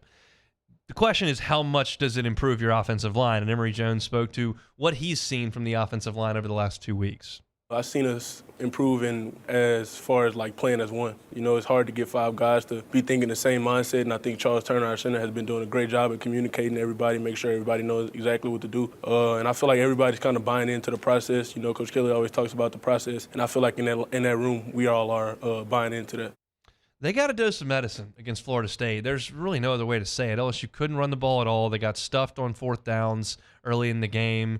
There was pressure on Jaden Daniels most of the game. It was not a good effort from the offensive line. And for this team to get where it wants to get and to win the games that it should win, you're going to have to play better on the offensive front. And whether that's a personnel change or just better execution all the way across the board, that's what it's going to have to be. And if you can get more physical at both right sides, that probably helps you. Emory Jones is a little more physical than Miles Frazier, and Lance Hurd's bigger and more imposing than Emory Jones. So we'll see if that group can muster a push. But it's not like the left side of the line was knocking everybody out of the way against Florida State. That wasn't the case either. So they're going to have to improve, and obviously Emory Jones feels like they're working in that direction. Mississippi State, when you think of them, and we just had Brian Haydad on in the last segment, he was talking about Mississippi State defense. There's not a Montez Sweat. There's not a Jeffrey Simmons on this group that's going to go in the first 25 picks in the draft. And Mississippi State's had those guys up front, a lot of them over the years. I mean, you look at the NFL, and it's littered with guys who played in the front 7 defensively for Mississippi State. It is a physical group, but it doesn't have that star power on the defensive front. Emory Jones spoke about what he did see from this front.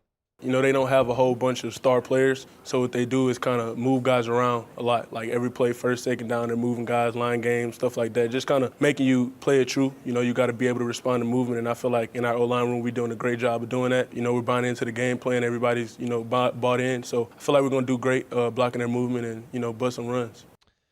A lot of folks on the Mississippi State side of things, particularly in the media, and look, I'm a Homer media person, like raising every hand I've got. Like I fully fall into that category. The Texags folks, the Mississippi State people, I'm about to talk about me. I am self-aware, Homer, LSU media guy right here. But there are those that cover Mississippi State that have Mississippi State ties that have a huge inferiority complex when it comes to the perception of Mississippi State. And I've seen this in multiple situations. I saw when Mississippi State was picked last in the SEC West at Media Days. Immediately, Robbie Falk of 24/7, who does Thunder and Lightning with Brian Haydad, came out with a huge rebuttal of how Mississippi State's always picked last and they never finished last. Huge deal. And it was already ready for print once it happened. It wasn't like he saw it and then went and wrote the story. It went up immediately. They knew it was coming and wanted to rebut the entire thing. That's kind of an inferiority complex with Mississippi State. In the same vein, Steve Robinson, who has worked for Scout and wherever else he is now, Gene's Page at some point, he took this Emory Jones quote that we just played and ran with it. And Casey, if you can go back and play that one again, we'll play number 6, so the fourth one we played. Listen to the beginning of it. You know, they don't have a whole bunch of star players, so what they do is they don't have a bunch of star players. And Steve Robinson took it, posted it right there on his Twitter feed, wrote a story on it, like the whole lot. That's just kind of the way Mississippi State thinks. Fact of the matter is they don't have a star player. Like, Jet Johnson is a great college linebacker who led the SEC in tackling last year. They don't have Jeffrey Simmons, who's a terror in the NFL. Danico Autry. There's lots of Mississippi State guys in the NFL. But they took that quote and ran with it. I think Emory Jones is kind of telling the truth, going, you know what? They don't have the one guy who kind of dominates, but they do a lot of things to disguise what they do up front. And they move around, and you've got to make sure you have communication.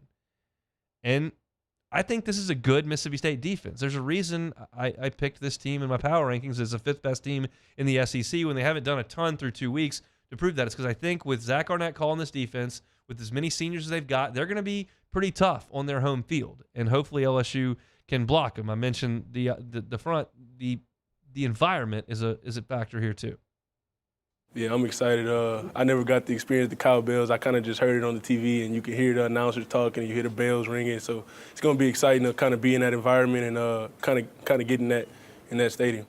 And I mentioned this in the first hour, and don't have to rehash it a ton, but I do take a little solace in the fact that Jaden Daniels has been in an environment like this, has played on the road in the SEC, understands the crowd noise. He's a really old player. He's about as experienced a quarterback as you're going to have. He's the 3rd most experienced quarterback in college football. So it is loud there, and that cowbell thing probably shouldn't be legal, but it's their thing. They're going to do it. If LSU or A&M allowed cowbells and you had 100,000 people ringing cowbells, no one would ever be able to talk down on the field. But because Mississippi State's got 50,000, they're going to ring cowbells, and that's what they're going to do. It's loud. I promise you. I was there in 2007. I was there in 2009. I was there in 2011. I was there in 2013. It's loud. Some of those games, LSU quieted them down pretty quick. The 2007 game comes to mind. But they are loud, and LSU's going to have to do a good job of communication, and that does include Emory Jones, if he's at right guard, dealing with a freshman at right tackle, because you don't want to be late to the snap count against a veteran. I mean, you're talking about a right tackle, if Lance Hurd plays out there, who's 18, 19 years old, playing against 21, 22, 23-year-olds on Mississippi State's team. Like, that's an advantage for those guys, especially if Lance Hurd's late getting out of his break because he can't hear or can't see because of the cowbell. It's part of the deal. So LSU's going to have to handle the environment coming up on Saturday in Starkville. 104.5 ESPN, along with Acura of Baton Rouge, teaming up to honor our military and raise funds for Folds of Honor. It's a nonprofit organization providing scholarships to the spouses and children of soldiers who were killed or disabled in service. To donate to this important cause, visit our website, 1045ESPN.com. Everyone who makes a donation will be entered to win exclusive prizes, Folds of Honor, to honor their sacrifice and educate their legacy. Hunt Palmer Show brought to you by Rouse's right here on a Thursday. When we come back, let's chat Saints and Panthers. They don't get going until Monday night, but we'll talk with the Charlotte Observer's Mike Kay, who covers the Panthers for that newspaper. That's next on the Hunt Palmer Show. The Hunt Palmer Show. The NFL season's here, and now's the time to get incredible offers from FanDuel, America's #1 sportsbook. Right now, new customers can bet $5 and get $200 in bonus bets guaranteed. Plus, all customers who bet $5 will get $100 off NFL Sunday Ticket from YouTube and YouTube TV. Now's the best time to join FanDuel. The app's easy to use, and you can bet on everything from spreads to player props and more. Visit FanDuel.com/1045ESPN to kick off the NFL season with an offer you won't want to miss. FanDuel, official partner of the NFL. Must be 21 and present in Louisiana. First online real money wager only. $10 first deposit required. Bonus issued as a non-withdrawable bonus bet that expires 7 days after receipt. Restrictions apply. See terms at FanDuel.com/sportsbook. If you or someone you know has a gambling problem and wants help, call 1-877-770-STOP. NFL Sunday Ticket offer ends 9/18/23. No refunds. Terms and embargoes apply. $100 off NFL Sunday Ticket, not YouTube TV. YouTube TV base plan required to watch YouTube TV. Redemption requires a Google account and current form of payment. Commercial use excluded. Subscription renews. Cancel anytime. In times of need, get a full list of phone numbers, websites, and other important emergency information on the Demco Stormwatch page at 1045ESPN.com. The importance of doing this Fortified program and offering it to people down here is, number one, the only real chance you're going to get to do this is when you put on a new roof or build new. And through companies like HUDCO, who's kind of leading the way in this thing, it's going to offer the customers a huge advantage in the insurance market and the price of their insurance. we're not looking to make a fortune off fortifying. We're trying to give you a better product than our competitor at the moment. I'm trying to do something that he can. I'm trying to give you something better. So a lot of these insurance shops, you're getting a re-roof, you're only paying your deductible. Let's sit down and talk about the fortified and let's see what it does to your insurance premium. You're getting a steal. Yeah. You're getting a brand new roof and a fortified certificate for your deductible, essentially. And I think we're rocking and rolling.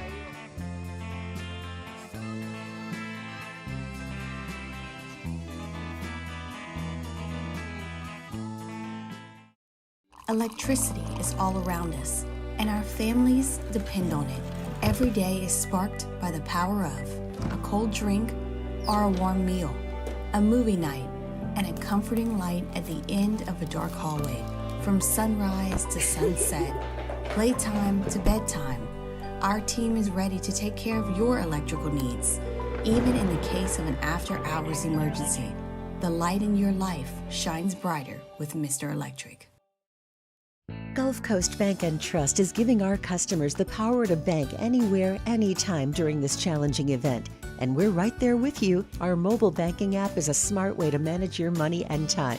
Gulf Coast Bank and Trust, the bank that cares about you. There it is, the extra mile, on the border of expected and extraordinary, for those willing to go further, like vans customized for work or play, with safety and tech to keep you connected. Supported by a 5-star sales, service, and finance team. And backed by the 1-star you know. So go the extra mile. It's never crowded, because so few have what it takes to go there. Mercedes-Benz Vans. Gulf Coast Office Products is a nationally recognized Savin office equipment dealer based right here in Louisiana. Over 100 employees strong, Gulf Coast has the boots on the ground to support all vertical markets from education, engineering, legal, and finance. With the latest in office technology from desktop to production segment units, Gulf Coast and Savin have the perfect fit for you. Call 225-756-2644. That's 756-2644 for Gulf Coast Office Products. Dylan Cruz here to tell you about Six Rings Baseball and Softball Camp. If you live on the North Shore and play ball, go to Six Rings Camps with former LSU assistant coach Dan Canaveri. His knowledge is second to 3 in the prep football season. We get started at 6 with Louisiana Prep Preview presented by Brock. Catholic High and U High kick off at 7, immediately followed by the Week 3 edition of Louisiana Prep Scoreboard presented by Lake Urgent Care. On YouTube, Your View and 104.5 ESPN Baton Rouge.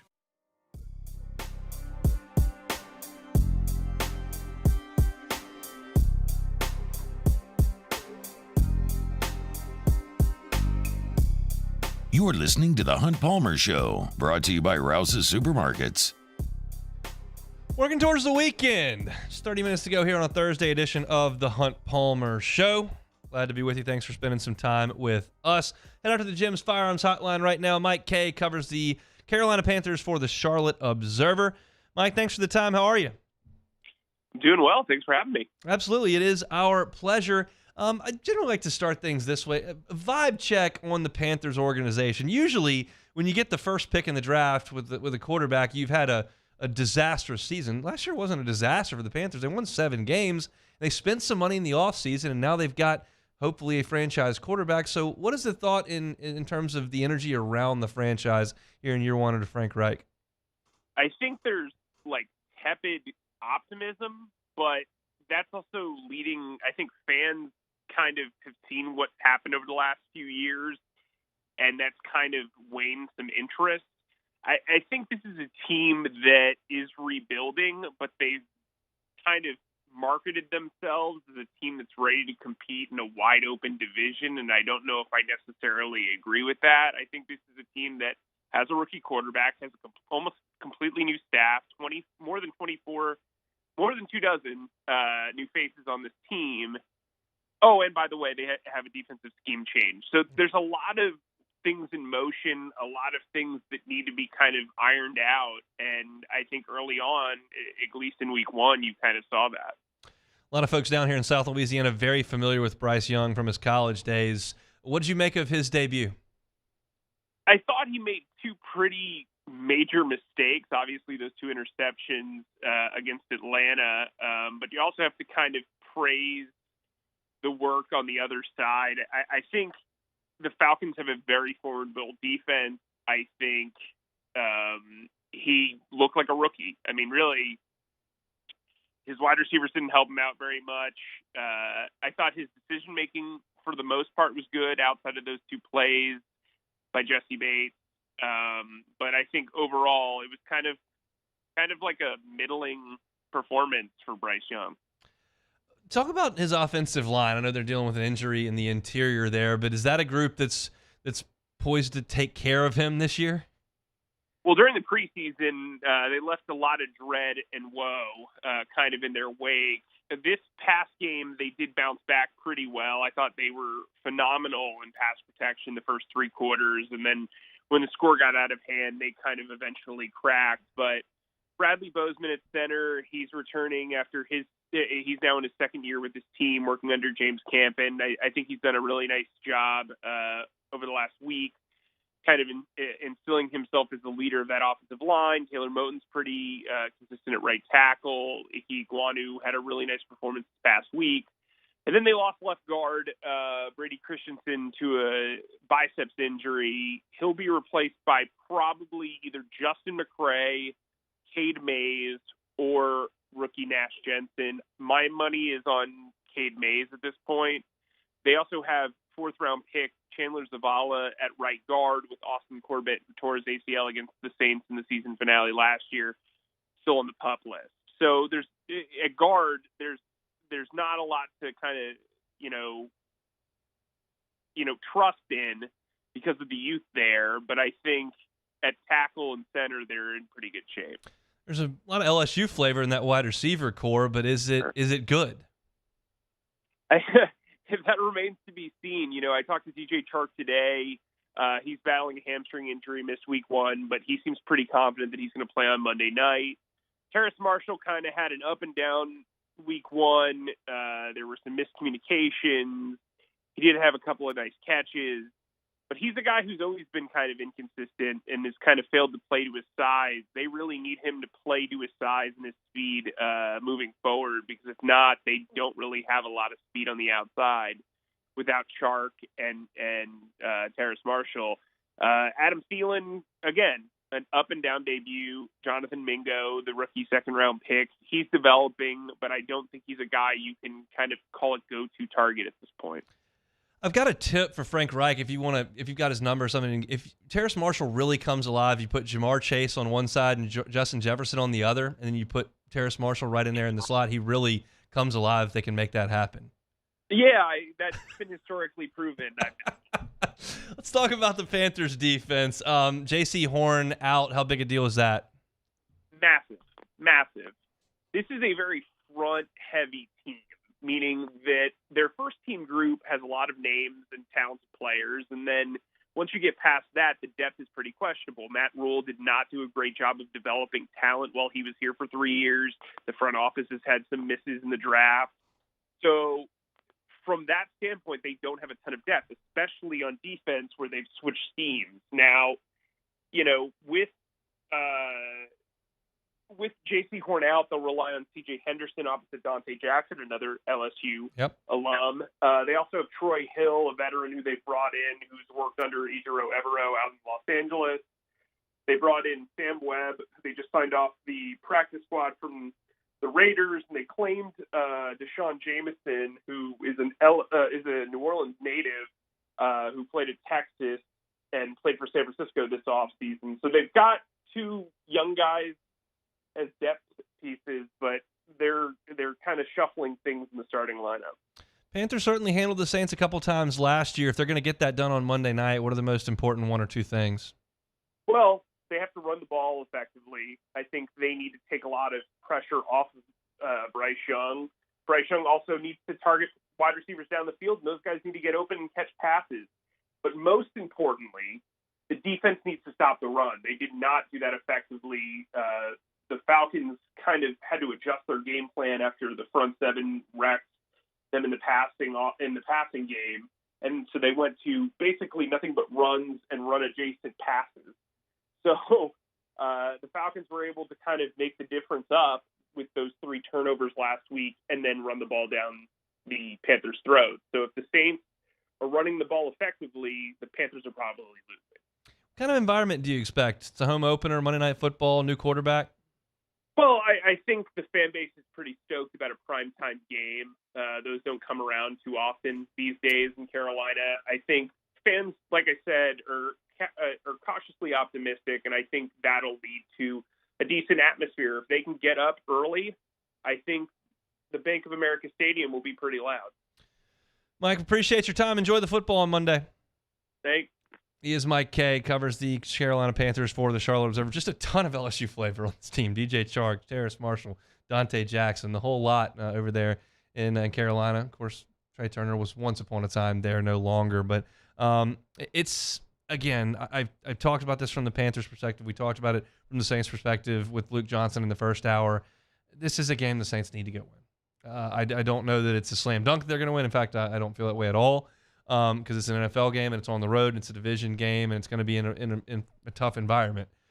And the Saints just got out of their home game by the skin of their teeth. But if you want to be the team that I think the Saints can be, and I think the Saints can be an 11-6 type team, and that'll be plenty. I think they can be a 12-5 team. This is one you need to go get.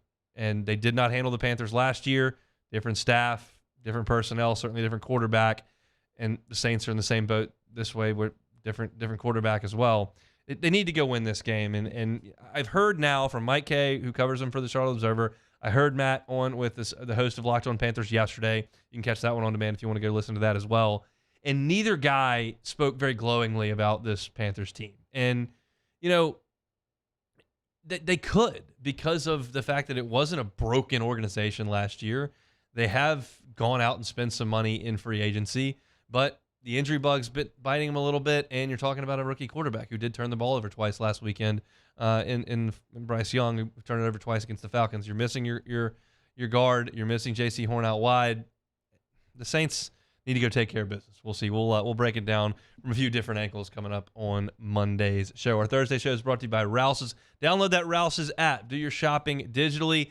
You can just pick it up right outside the store. You never have to set foot in the store. I'm actually going to go to Rouse's this evening. Got to go ahead, got to pick up a few things for dinner. I get to pick what we're having for dinner. I haven't decided yet, but I am going to pick.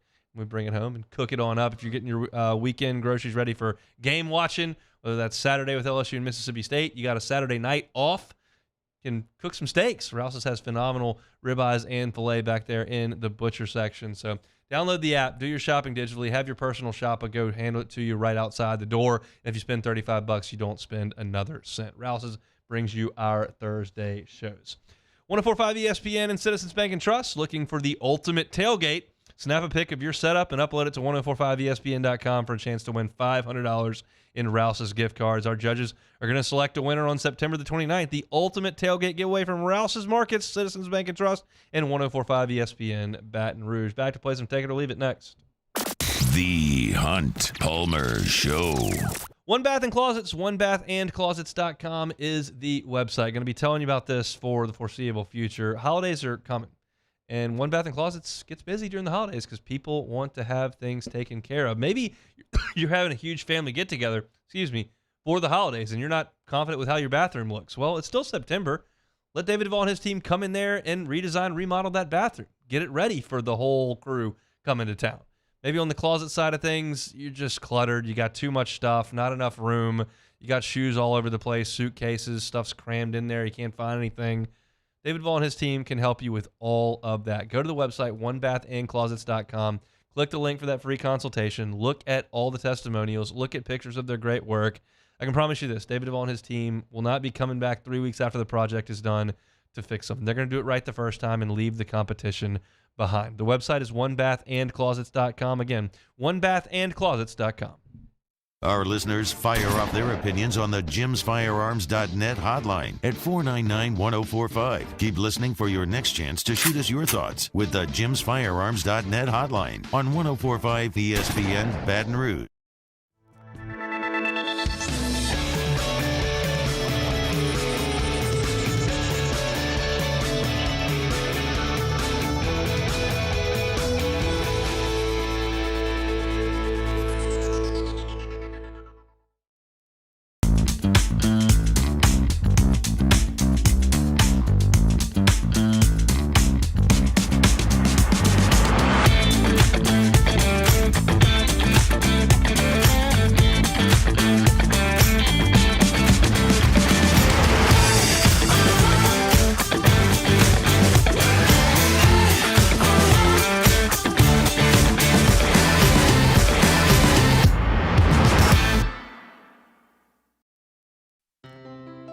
When it comes to ending cancer, we push forward, always working together for you. That's why our cancer experts at Ochsner have clinically integrated with MD Anderson Cancer Center. This means advanced cancer care, including access to life-saving clinical trials and integrating care to treat the whole you. Introducing Ochsner MD Anderson Cancer Center. Long live you. Hello, Samantha, dear, I hope you're feeling fine. And it won't be long until I'm with you all the time. But until then, I spend my money up right down on my last dime. Cold in Baton Rouge.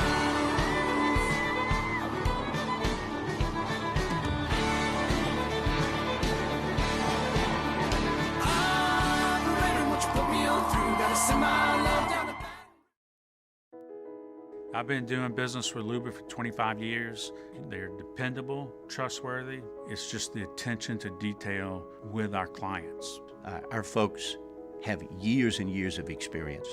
They're highly trained professionals, but many companies have that asset. What I'd like to think makes Luba a bit different is that we use those talents in a way that truly is dedicated to serving the needs of the folks who depend on us. Gulf Coast Office Products is a nationally recognized Savin office equipment dealer based right here in Louisiana. Over 100 employees strong, Gulf Coast has the boots on the ground to support all vertical markets from education, engineering, legal, and finance. With the latest in office technology from desktop to production segment units, Gulf Coast and Savin have the perfect fit for you. Call 225-756-2644. That's 756-2644 for Gulf Coast Office Products. At Relief Windows, we're more than windows. We're windows, doors, hardy plank, and vinyl siding. But our number one product is always customer satisfaction. Tune in this Sunday for our noon kickoff. The Baltimore Ravens at the Cincinnati Bengals. Immediately following that, the New York Jets will travel to the Dallas Cowboys. And then our nightcap, the Miami Dolphins against the New England Patriots. Catch all three of those games here on 104.5 ESPN.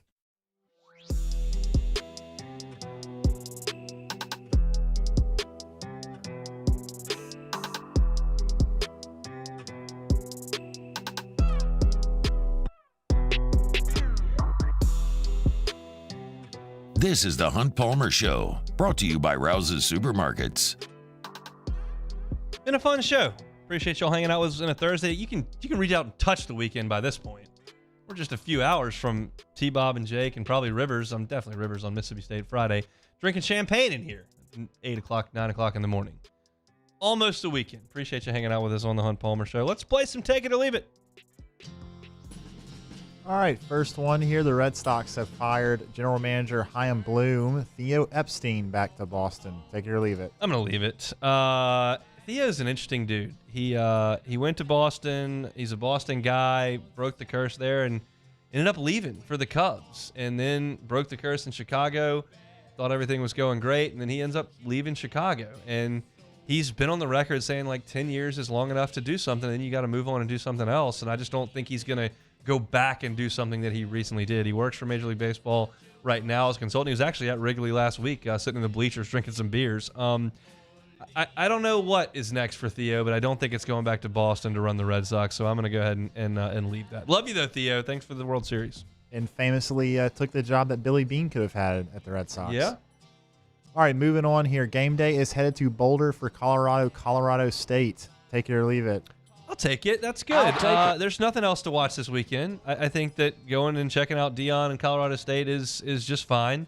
I do like when they go to new places because, I mean, if you looked last weekend in Tuscaloosa, there's not that big a crowd because they've been to Tuscaloosa 63 times. They've been to Columbus, Ohio 63 times and Baton Rouge 63 times. And I think Baton Rouge is different, though. I mean, they've been to LSU a lot, but I do think that LSU still shows out for game day.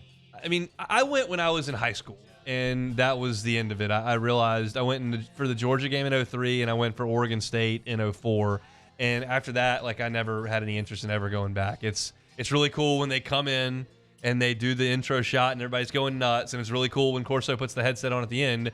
You got 3 hours between that, and it's not that great. But if you're young or you want to do that, that's more power to you. There was somebody that lined up at 6 o'clock in the afternoon on Friday to be the first person in for game day the following day. If that's what you want to do on your Friday night before a big football game, I'm all for it. Have at it. It's just not necessarily for me. I think a lot of people around Baton Rouge probably feel the same way as that. But you want to go to a new place, I'm all for it. Boulder's certainly a new place. I think it's a little bit much, as we said off the air, that like First Take from ESPN's going. Yeah. It's not that big a game. They're playing Colorado State. They're probably going to win by 30. Yeah. So I think that there's too much Dion for my consumption at this point. Nothing against him as a coach, nothing against Colorado. I just think the media is losing their brains. That's what I've been saying. And it's only going to go up from here. I don't know if it can, but it's only going to go. It's not going to go down, that's for sure. They play Oregon next week. That'll be a big deal. Great. All right, next one, aliens from Mexico. Take it or leave it. I'm going to leave this one. I look, if you haven't seen the pictures, which you probably have unless you're under a rock in some capacity, it looks like they just went straight off the E.T. It looks like it E.T. looks just like E.T. Like Spielberg got this right. It's like a little bit smaller. Years ago? I don't it's know. like, come on, man. I don't see that as a. Apparently, the guy that he brought these aliens to Mexican. Yeah, this guy he's done it before. He's a little off. You got to make it look not exactly like E.T. Yeah. What are we gonna? What's the kid's name? Elliot in that movie. We're gonna dial up Elliot and get the bike out. Like this is not real. You got to make something that looks unique, different, not exactly like E.T. And by the way, somebody brought up a good point. It's like, if these are the guys we got to fight off, it's like 3 feet tall. We can handle these guys. Yeah. The Braves clinched their 6th straight division title last night. They'll win 10 in a row. Take it or leave it. I'm going to leave that. The Braves core is incredible when it's young. Strider's very young. Acuna's young. Albies is young. Riley's young. Like, it's fantastic. But Steve Cohen's got a ton of money. And he might not get them next year because I think they're going to reset. But then you give me 3 more years of him going to get free agents and spending a bunch of cash. Eventually, he's going to hit. Eventually, something's going to happen there in New York. So I'll take the Mets. But the Braves would be my significant favorite to win the World Series this year. Now, in baseball, that's really hard to do.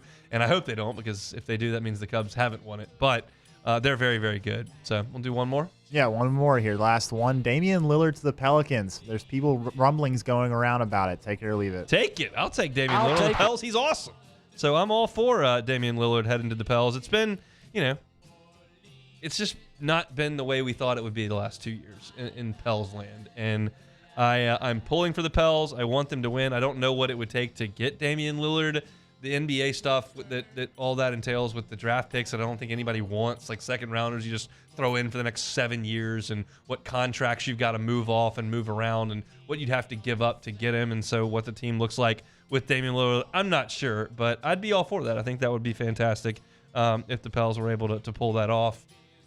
I'm still not ready to just completely rid myself of Zion Williamson. I know that there are some Pels fans that are like, I've had it with the Zion deal. I don't want to deal with that. Send him off somewhere. I think when you're a small market team, which the Pelicans are very much a small market team, and you get a potential lottery ticket like that, you've got to exhaust every avenue, because the fact of the matter is that when he leaves, if he leaves, it's going to be hard to get another guy that's got that kind of potential. So it just is. The reason I say that is because there's an article on ESPN making realistic, trade options for Damian Lillard, and what they have for the Pelicans is the Pelicans trading Zion Williamson, Larry Nance, a bunch of the bench guys, Dyson Daniels, Larry Nance, and Najee Marshall for Damian Lillard and Yusuf Nurkic. So you'd be moving on from Zion, it seems, if you did want to get Lillard. But I got Lillard, BI, and get McCollum back with Lillard. Trey Murphy when he's healthy. Yeah, if he can play. What's Lillard's age? Is that Googleable real quick? Yeah, I think we got some time. I think he's 30, maybe 30 actually. Damian Lillard, age 33. So he's a little bit older. Man. Oh, that would be hard. That would be hard. I would probably do it. That's like win now. Like I would probably do it. I would take 2 years of BI, Lillard, McCollum, and then try to supplement that in some way with Murphy and whatever you can do. Maybe that I would try, but I don't. It's just so enticing to have Zion and BI have longer in their primes. Dame still got it. He still scores a ton of points, but man, that would be difficult to do. I think there's a lot of people probably listening going, do it. But I think it presents its issues. All right, that is it for Take It or Leave It here on this Thursday. Remind you one more time about our friends over at Rouse's. Tomorrow from 3 to 5, T-Bob Hebert will be at the Rouse's, Burbank and Lee. He's always giving away hats, giving away shirts, giving away cups, giving away keychains. And if none of that really interests you, he gives away gift cards too. And those pretty much interest everybody. So go hang out with T-Bob tomorrow from 3 to 5. We're doing his remote broadcast. You can get your stuff for your watch parties for LSU at 11 o'clock in the morning on Saturday, and the Saints in the evening slot on Monday, which is cool. You got two different kind of game times than we normally have for those two teams. You got breakfast with the Tigers. You got lunch and dinner with the New Orleans Saints. Go Rouse's. Download the Rouse's app. Get your personal shop at a go in there. Saints 20 gets you $20 off of your $100 plus order.